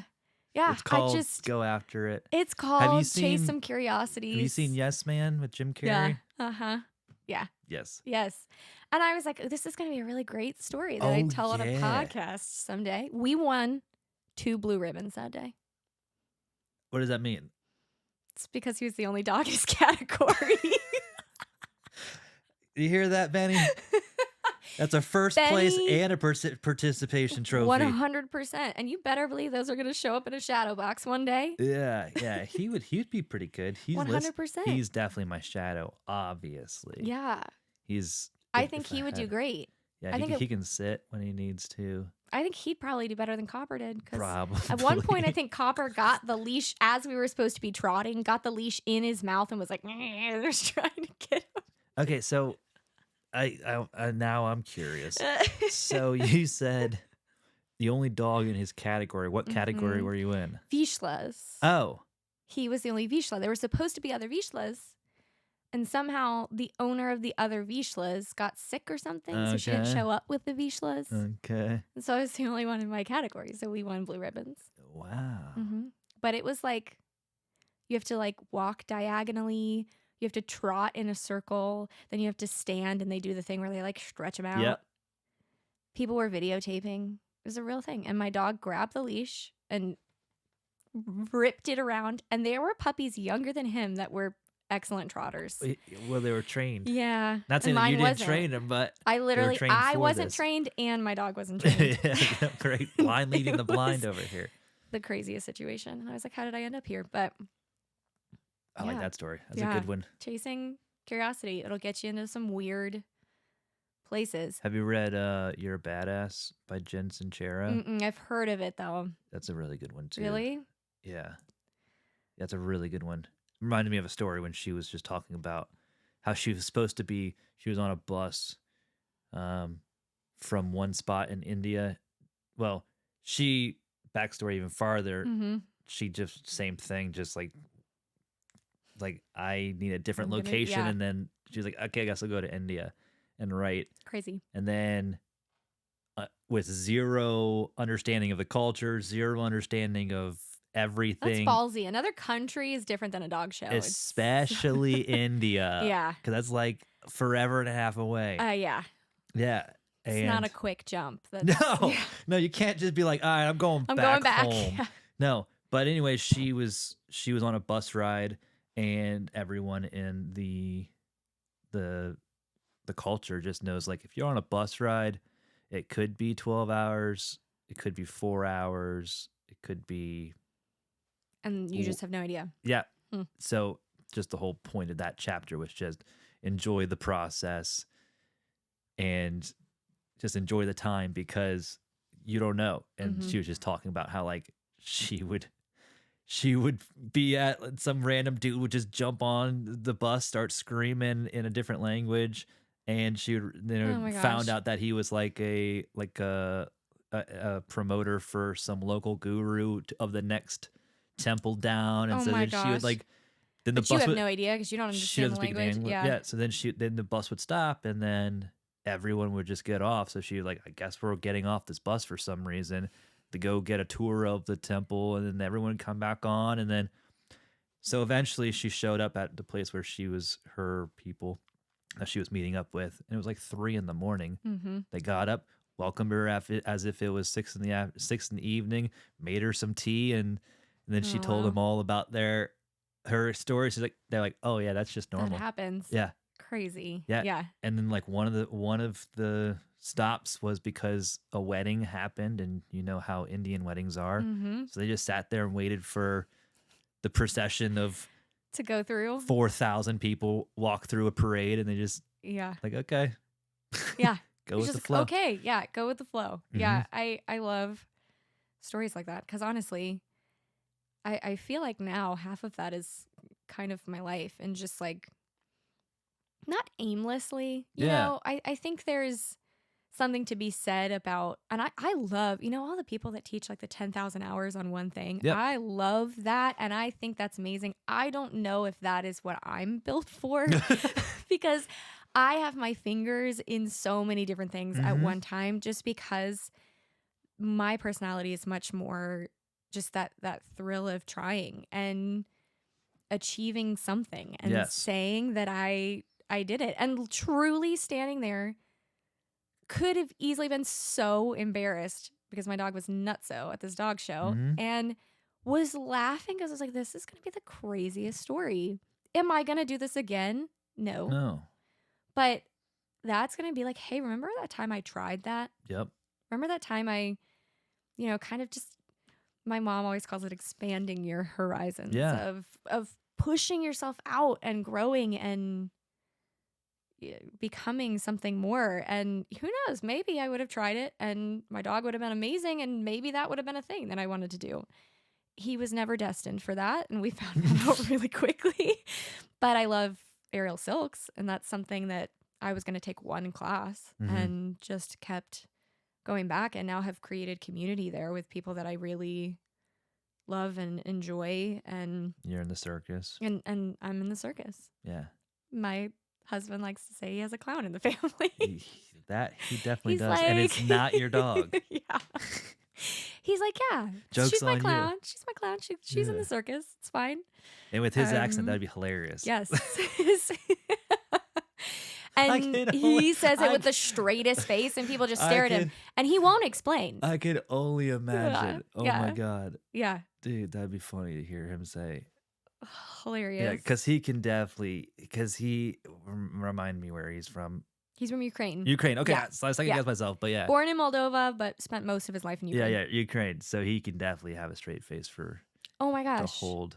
He probably freaks you out all the time. Yeah. but He's just like, yeah, my wife's in the circus. Mhm. No explanation. Everybody just stares at him. I'm like, okay, And let's just- not make me sound ridiculous. Yeah. Like, It's like, you did a dog show. right. You are ridiculous, Yes, honey. Yes. Yes.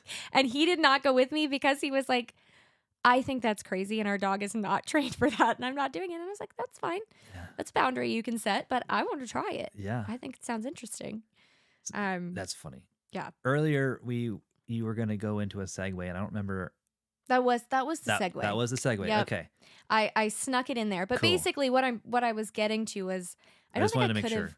written and been confident enough to do any of that for my own creativity and Mhm. songwriting if I hadn't gone through that process of I'm using the term shame resilience, which I feel like I should say. I listen to a lot of Brene Brown, and that's something that I'm sure a lot of people talk about it, but she specifically has coined play and how play actually causes us to be resilient to shame. Totally.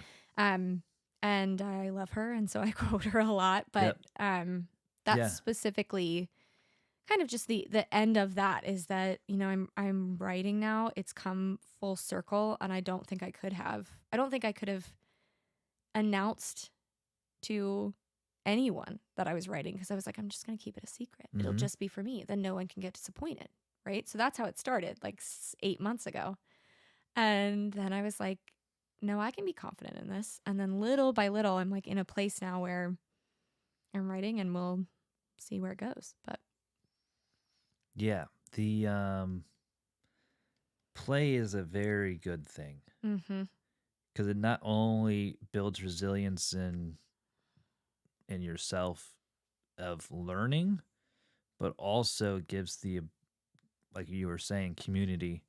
Because that's how kids build community, is by Mm-hmm. playing with each other. Mm-hmm. Um, I forgot his name. Jordan Peterson. Thank you. Yeah.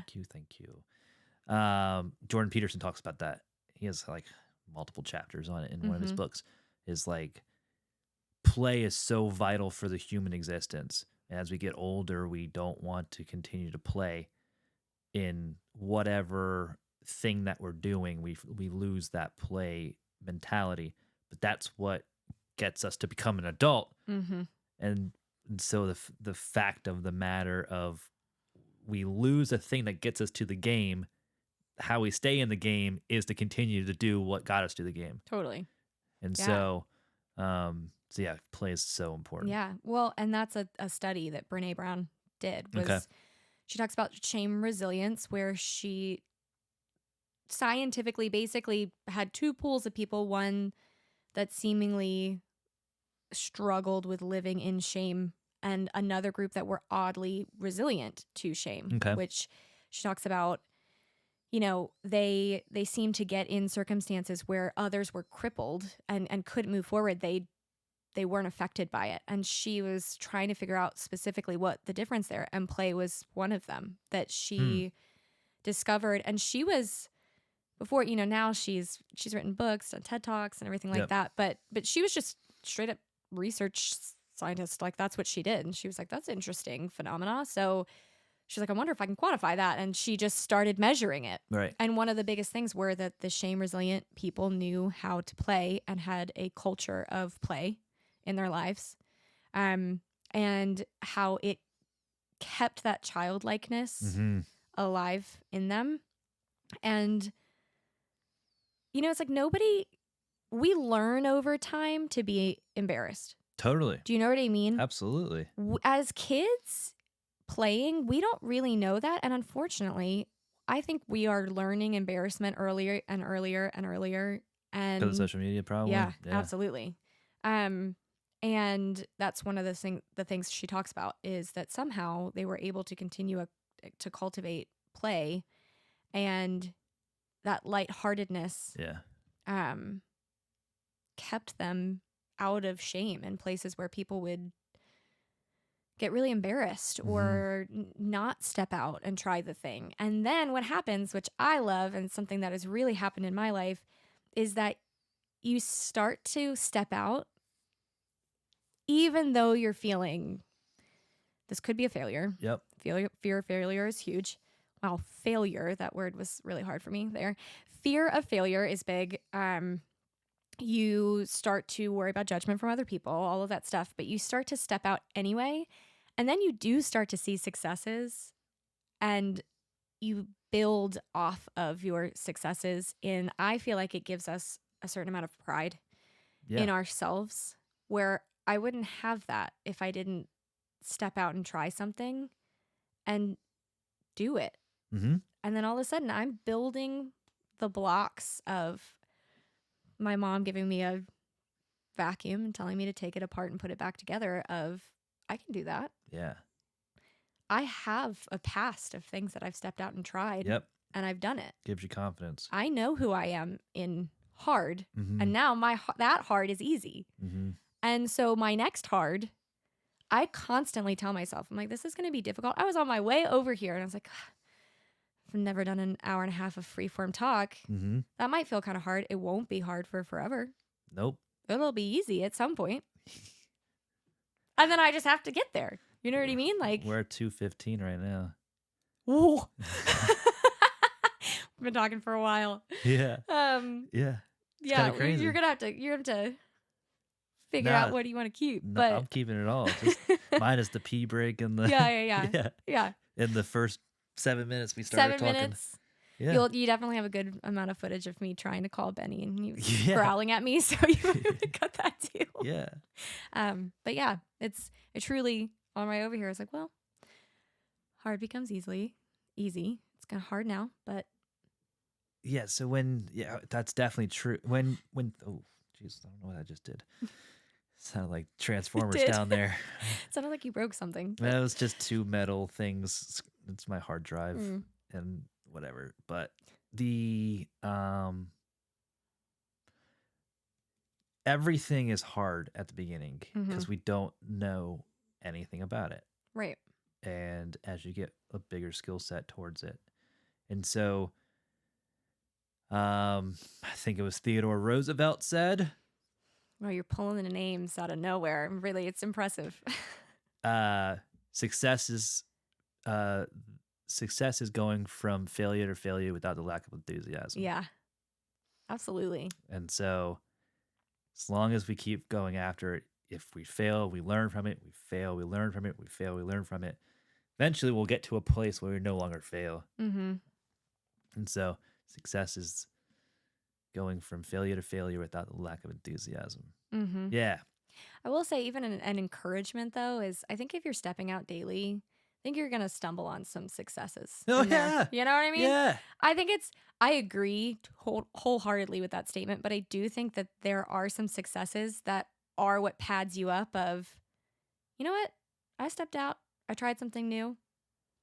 And all of my worst fears didn't happen. Mm-hmm. And that actually tells my brain something. Yes. I didn't die from it. Yeah. I didn't die. I'm fine. Yep. Literally just today or yesterday, I came home from Silks and I was like talking to Elliot and he was like, I was like, my Silks rehearsal went well. Thanks for asking. Like I was kidding with him. And he was like, I mean, you're not dead. So I assumed it went well. And I was like, okay, great. I didn't die. That's a typical guy. I've been like, you're talking to me right now. So you're alive. So it sounds like it went well. And I'm like, but honestly, after you're stepping out of little things, you're alive. So keep on going. And then even after a while, even more, because like now I'm 32. So probably when I started like my entrepreneurial, like stepping out outside of jobs kind of thing, I was like 21. So probably 11 years into it now. Mm-hmm. Now I'm looking even. This is also an interesting thing that I recognized a little bit ago. I think I might actually talk to your mom about this because it's kind of strange. I had the same thought of when things are going so well, I'm like, all right, I've learned enough of this thing. I want to move on to something else. Mm-hmm. And in that scenario, I was talking to her about in relationships, but so I would self-sabotage relationship so that I can get into a new relationship so I can learn that person, even though the relationship's amazing. Was going well. Yeah. And so it's like, oh, okay, got it. I need to. But the fact of, oh my goodness, you smell like Patch. The my Patch? Yeah. Yeah, your Patch. That's why I said it. It was just like, do you also have an ex-dog named Patch? Okay. No. The now I feel so weird going into a place of where it's familiar because I want the unfamiliar. Mm-hmm. Like I would rather have no floor and no ceiling than to have a floor, but it also comes with a ceiling. Mm-hmm. So like if there's no like unlimited opportunity in that thing that I'm going after, then I don't even want to go into it because it's like, okay, this is too safe. Mm-hmm. Yeah. Because I've built up that resilience, like you were saying, of being like, go after something that's completely strange for you. Right. I'm now comfortable in the place of being uncomfortable all the time. Right. And so it's like over the course of time, you'll become more and more comfortable in uncomfortable scenarios. Now I'm at the place of creating uncomfortable scenarios on purpose. Yeah. Yes. And then you're like, oh, I got to find a middle ground here. Yeah. No, but I'm doing it because I want to see reactions of other people. Yeah. And then I realize, oh. Yeah. Maybe I should check that. Yeah. My husband and I are both very much this personality type that we're talking about, which is like just go getting and pushing forward. And we've had to have conversations of like the mundane is actually there for a reason. And it's not that it's not valuable if it's boring. Like some things Yes. have to be there. Yes. Like we'll be people that we realize we come home and our house is disgusting because we just were going and going and Yep. going and going and we're never home. We were just sleeping and then we were waking up and we were going and going and all of a sudden we're both like, we're not taking care of what's ours. You know, Yep. that's such a tiny example, but we do both constantly have that conversation of like, we have to also find the beauty in the really boring. Like, Yeah. we got to stay in a place where sometimes the things that are repetitive Mm-hmm. are actually kind of your launching pad for the things that are then exciting. But you kind of need that launching pad at the same time. You need that home base, like you're Yep. talking about. You're all over the place until you're 25, and then all of a sudden you feel that like ground. Like you need that in order to prevent burnout, to be successful long term.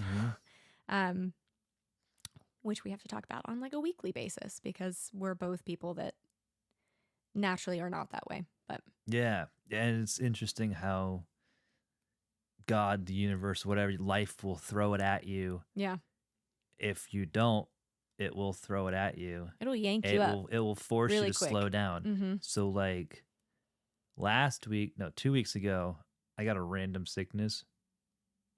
I just was like fatigued for 4 days, no fever, just fatigued for 4 days, no congestion, no intestinal Just issues, down for the count. just Yeah. down for the count. Just overnight woke up and I was like, oh, I'm hungover. By 3 o'clock, I'm typically good, Mm-hmm. which is a weird time. Like at 3 o'clock in the afternoon, I'm good. Yeah. If I'm hungover. But this day it lasted till like 8 and I was like, oh, something's wrong. Mm-hmm. Woke up the next day, same thing. And I was like, oh, okay, something's definitely wrong. I don't want to do life at all right now, Yeah. but I still got to push through. So I was like, okay, everything is slowing down. So instead of working an 8-hour day, I worked like a 6-hour day and just like, okay, I know I got a big trip coming up and I got to save money for it because I don't have PTO because I'm self-employed, but I guess I got to just do it. Yeah. Okay, I got over that. And then last Thursday, our kitchen sink last Thursday night, kitchen sink faucet stopped putting water out. And today's Monday and they still haven't come and fixed it. Oh my gosh. And so now I have to clean my dishes. Some of the things that I have to do by hand doesn't go in a dishwasher. Right. I clean it in my bathroom sink over there. Yeah. Because what else are you going to do? Yeah. Yeah.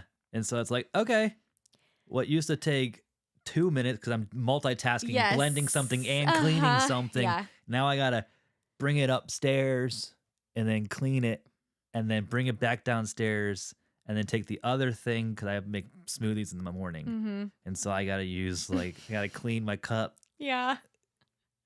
before I make my smoothie, then make the smoothie, put the smoothie into the cup, then bring the blender up here, and then bring it down. I'm like, I just added like 10 minutes to my day. But for people that are hyperactive like us, yes.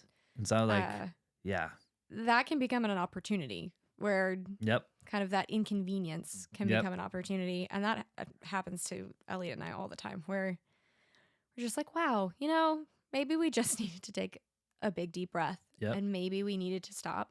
And I also don't want to be the person that is looking so much forward to the next thing that I had no value for right now. Mhm. And that's a huge thing for me, especially from where I come from and Yes. the story that I come from. And You're like, how do I get out of this scenario? yeah, Okay. like how am I, again, kind of bringing it full circle, how am I living fully, Yes. which is encompassing all of those things. It's the mundane, it's what I need as my base level so that I'm not always high frequency and all over the place. Mhm. And at the same time, my ambition and my achievement and the excitement of chasing down something brand new and fun and different, and how both of those are valuable and how you make room for both is absolutely something. I mean, I may have got to my, conclusion of writing music again quicker if I didn't, settle down, get a house, Right. have, you know what I mean? I Right. may have gotten there quicker, but I wouldn't be living half as full Mhm. either. So it's kind of that's where I am in But a you're nutshell. also, but that's also not like a regretful thing. Mm-mm. Yeah. Yeah, not at all. That's the beautiful thing about it. Mm-hmm. Because you're like, I'm here now. Yeah. And it's not like I wish, because it's like, And I'm writing from a place where I know myself so much yeah. more than if I had done that 5 years ago. Uh-huh. I'm a much more truer version of myself. And as I continue to go, I will be Mm-hmm. more of a truer version, but I'm not doing anything in spite of anyone else or my history or my traumas or anything. I'm just simply walking out who I am, with lessons learned from those things. But Yes. do you know what I mean by not in spite of? Yeah. It's just, I don't know. I really think that the more that you're able to kind of accept all of that, and it's not a regret, and I've actually found some really beautiful things in some really mundane times of doing the dishes and Mm-hmm. like walking my dog, and you know, that makes me feel that creates that fullness. And I don't think if I was just chasing curiosity that I would have full. I don't think I would be living a full life. Yeah, and giving your brain a place to receive is or your mind a place of just easy going it's enough of a task to keep like the detail portion of your brain occupied, Mm-hmm. but then that causes the ability to receive the other realms to talk to you. Yeah. And then the creativity might come from that, something inspiring might come from that, something that's helpful that you were contemplating, trying to figure out. There's a lot of things where those, like a lot of people are like, well, I'm sitting on the toilet or taking a shower, I get a bunch of Yeah. thoughts that I needed help on or whatever. It's because you're doing just enough of a task to calm your brain down to be okay. That level It's your subconscious, right? It's like, that level is taken care of. So now all of this is open to receive information from other spots. yeah, Yeah. that's awesome. Do you have a song for us? I do. Yeah. Okay. The dilemma of picking one song You got that right. was the hardest part of this. I'm not Yay. gonna lie to you. I love that. And I was in the place of like, okay, maybe I'll do this because this production is really cool and I really like that and I love that. And this message is really awesome. And I actually got to a point where I was like, I just want something that illustrates what I'm going through right now and what we just talked about. And it doesn't have to be the best production or the best, although I love those things. I'm really into it. But so this is actually a cover of a song that just resurfaced here recently. But it's, and I didn't listen to the words when I was younger. I don't know if you had this because you're going to know this song, but if it was as profound, but it's Dare You to Move by Switchfoot. But there is a acoustic cover of this song that I was listening to those words. Have you ever really sat down and listened to the chorus of that song? I was floored. I listened to that and thought it was kind of a cheesy song back in the day. Like I was like, okay, well, it's cool. I didn't really listen to a whole lot. It resurfaced here recently in more of like a slow ballad way. So I was like paying attention. And I was like, this is my life right now. Like this is profound. And I had no idea. And so I ended up actually picking an acoustic version. It's kind of unpolished in the best way. It just is what it is. And do I play it? I can play it. That one? Yeah. Okay. Here we go. I'm going to pause that real quick and turn that thing all the way up. All right, so it's Dare You to Move by Ryan de Mel. Ryan de Mel. I do want to point out that it was technically a Switchfoot song, but it's a cover that Ryan de Mel did. Cool. And then we will cut this out, and the link will be in the description because of copyrights. We'll be right back. And we're back. That was a good one. Have you ever listened to the words of that song? No. No, the last I listened to that, I was probably 10, 11, something like that. 100%. It resurfaced recently. And I was like, this is the words to this song? Yeah, dude. Wow. That very much illustrates kind of my continuous journey. Mm-hmm. Um, Have you listened to? Sure, hope you have. Bellion's Uh-oh. cover of "Meant to Live." oh my gosh. Yeah, Wept. yeah, it was good. So good. Yeah, it's a good one. Yeah. It's a really good one. This is a really good one. Yeah. But every song I listen to, I have someone bring a song. It's for the audience, but also is really selfish for me. Mm-hmm. Is because my whole life, I don't know if you listened to this portion of the song. I don't even know if I told your mom about this. It's all over the board with every podcast. But when I listen to music, I see a music video in my head. Mm-hmm. And it's been this way my entire life. Yeah. And so I asked the guest to bring a song that made an impact for them, but also selfishly because I want to go to another realm for a couple minutes. Yeah. I get to go to a different place, and it's really fun for me, Mm-hmm. especially if it's a song I don't know, Yeah. because then I get to really test my inner voice, but also what I'm seeing as well. Yeah. And so like basically the past few, because this was a cover, Mm-hmm. I wasn't gonna do it, but with like as people go on, I want to have them bring them look it up on my computer, and then me describe Cool. what I see, That's awesome. exactly what I'm gonna do right now with what I saw. Yeah. And then for like the past 4 songs, I've been pretty accurate with what I've see and felt. Uh-huh. The album cover was very similar. Cool. That's awesome. Yeah. That's cool. And so with Jax is coming out on next week, but I basically described a scene, and it described the emotion of the album cover versus the actual scene. cool. But if I summed this all up, it would have been distress. Mm-hmm. And that's a teaser for you, but it's not really because Jax is coming out for you. So Right. so they'll hear it and it'll already be out. we're inceptioning this thing. We're Quentin Tarantino. But when it first came on, I saw just like a group of people in a field, like a sunny day, Mm-hmm. like tall wheatgrass in a field. But it wasn't like they weren't affected by like the tall wheatgrass, and they were just holding hands in like a circle, like going like a I don't know, like a, what's that song? The London Kumbaya? Bridges falling down song. What's that song? Okay. Whatever that song, childhood song they were doing. Yeah. They were Ring Around the Rosie, I guess is what it is. Maybe. Yeah, that's it. They were going around, and they were just dancing, having a great time in the field, and it looked like it was like, and then he went to the chorus, and it went to like an old